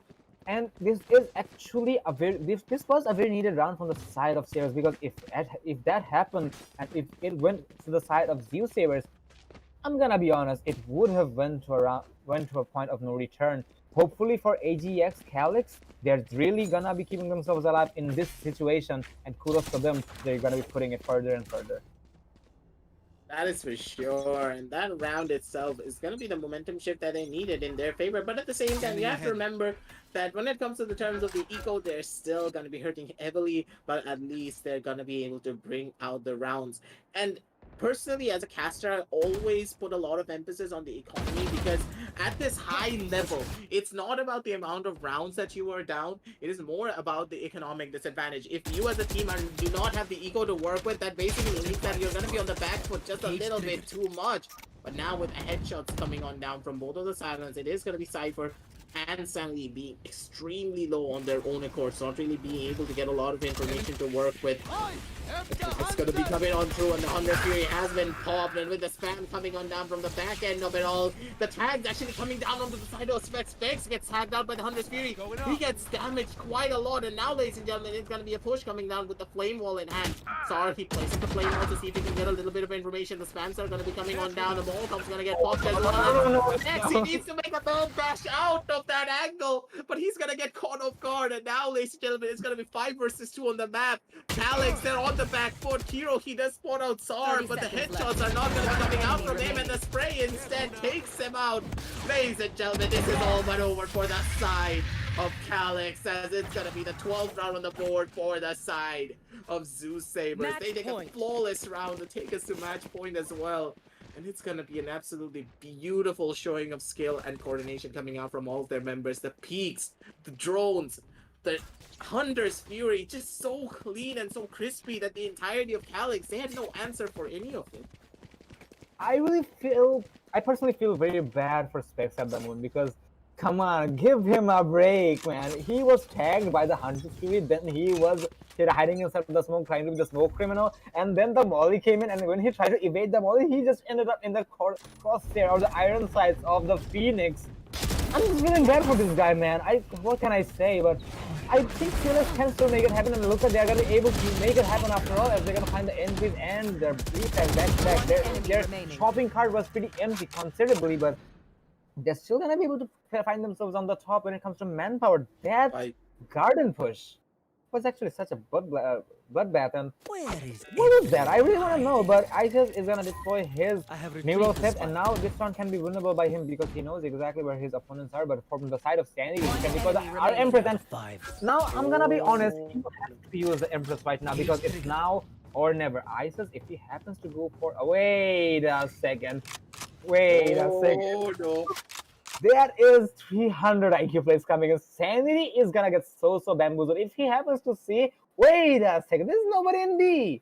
Or he's actually holding on to mid because he's trying to cut off the rotations. He's trying to play it safe, but the Cypher, on the other hand, he is being the man with the brains, and he is gonna find the camera, he's gonna see the plan, and now Sanity is gonna be concerned. Okay, so I think I have been taking a bait, and I'm gonna be having a hard time. Sanity, on the other hand, is still not activating the Empress. Come on, my man, use it right now, because there's no return here. There is the camera to work with, and now Cypher is gonna have every single information onto the Reyna. And there you go, now he knows where the Reyna is. Now the Reyna is gonna get tagged, and I think the Reyna knows exactly what's happening, but no, he doesn't have the information. He's expecting him to be inside of hell. He's gonna check hell, but no, there's nobody to be found. Now he's expecting him to be on long, but now the long is the crucial point here. He can be for the ultimate, now he's not doing that yet. He's gonna push up yet, but the spike is gonna be taking, and it is gonna be taking. ISIS, on the other hand, is gonna be playing it so passively. There's a base coming in, and there's a burst coming in. Oh my god, what kind of base is that? Beautiful. Look at that base. Sandy is gonna take every single one of them. He will find the kill, but not the round. Hats off to this Cypher. 3 billion IQ play coming from his end. The way he baited the Reyna took. Oh my god, I'm just speechless, my man. He is a monster. Why would you do that to the Reyna? You know he's gonna take the bait. And Sanity, he took every single one of them. Sanity is a player. Oh my god. I'm speechless. I'm gonna be honest. I'm not gonna say anything. Take it away, man. Take it away. Sanity is a very cautious player, and in this situation, Sanity, he did the smart play, but honestly, coming out from the side of Ice, he is the cold-blooded killer. He just put out his big brain juice. He became Mr. Freeze in this situation, and he pulled off the big brain plays. You have to give it to him. That bait first, initially holding down from the side of A-Long, he went in for a fast runaround, and basically he used his footsteps in a sense of showing that, hey, maybe I'm going in for the wide swing, but he actually did not want to go in for the wide swing. He went in for a classic shot. He baited out Sanity once again with a classic shot and then went in for the wide swing to bait him out even further, pulling the clock down. He didn't want the kills. He wanted the round, and he played that beautifully. And you have to give it to Sanity to close. Like, he tried his hardest, but in that situation with the spike timer going on down so much and you having to clear out the entire side, there's not much that you can do. The pressure will get to you, but you have to give it to the side of Calix at the very end of it all. Them as a team, they've performed admirably in the first map, in the second map, and also in the third map. But in the third map, it seemed as though SAR and Ice at that point, they were just completely different beasts entirely. They were hitting shots, they were getting the big brain plays, and they had a lot of confidence to roll with. But honestly, Zeusaberz, you deserve to move on forward. And sorry to say, Calix, you're going to be out of this tournament for the ESPL. That's really sad for Calix, but hopefully they are gonna be back to this VOD and they're gonna be learning from their mistakes. I really wanna know why did Sanity use his Empress, because I mentioned that it was do or die situation from him specifically. But I think that is gonna be a story for another day. We're gonna be seeing them in the previous, or should I say, in the upcoming matches of ESPL and every tournament in the region, hopefully. But congratulations to Zeusaberz once again for their victory. And tomorrow they're gonna be facing off against LRX Esports. Pardon me before I said Exili. Actually, it is gonna be LRX Esports. So they can have a shot to the finals and they can still fight against Exili unless LRX comes up on top on Zeusaberz. But for now, that is gonna be it. Congratulations to every single player specifically from Zeusaberz, because I'm gonna say it once again, every single one of them are assets for the team. And yes, they have proven their worth so far within the previous 3 maps.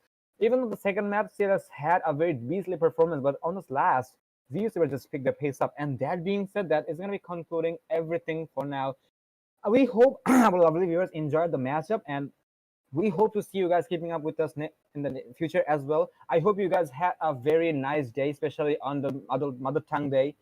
So that being said, we're going to be taking a break as well, because it has been a very long night and a day for our end as well because of the culture programs and etc. So take care, viewers. We're going to be expecting your presence in the upcoming days as well. And do stay tuned, take care, and good night.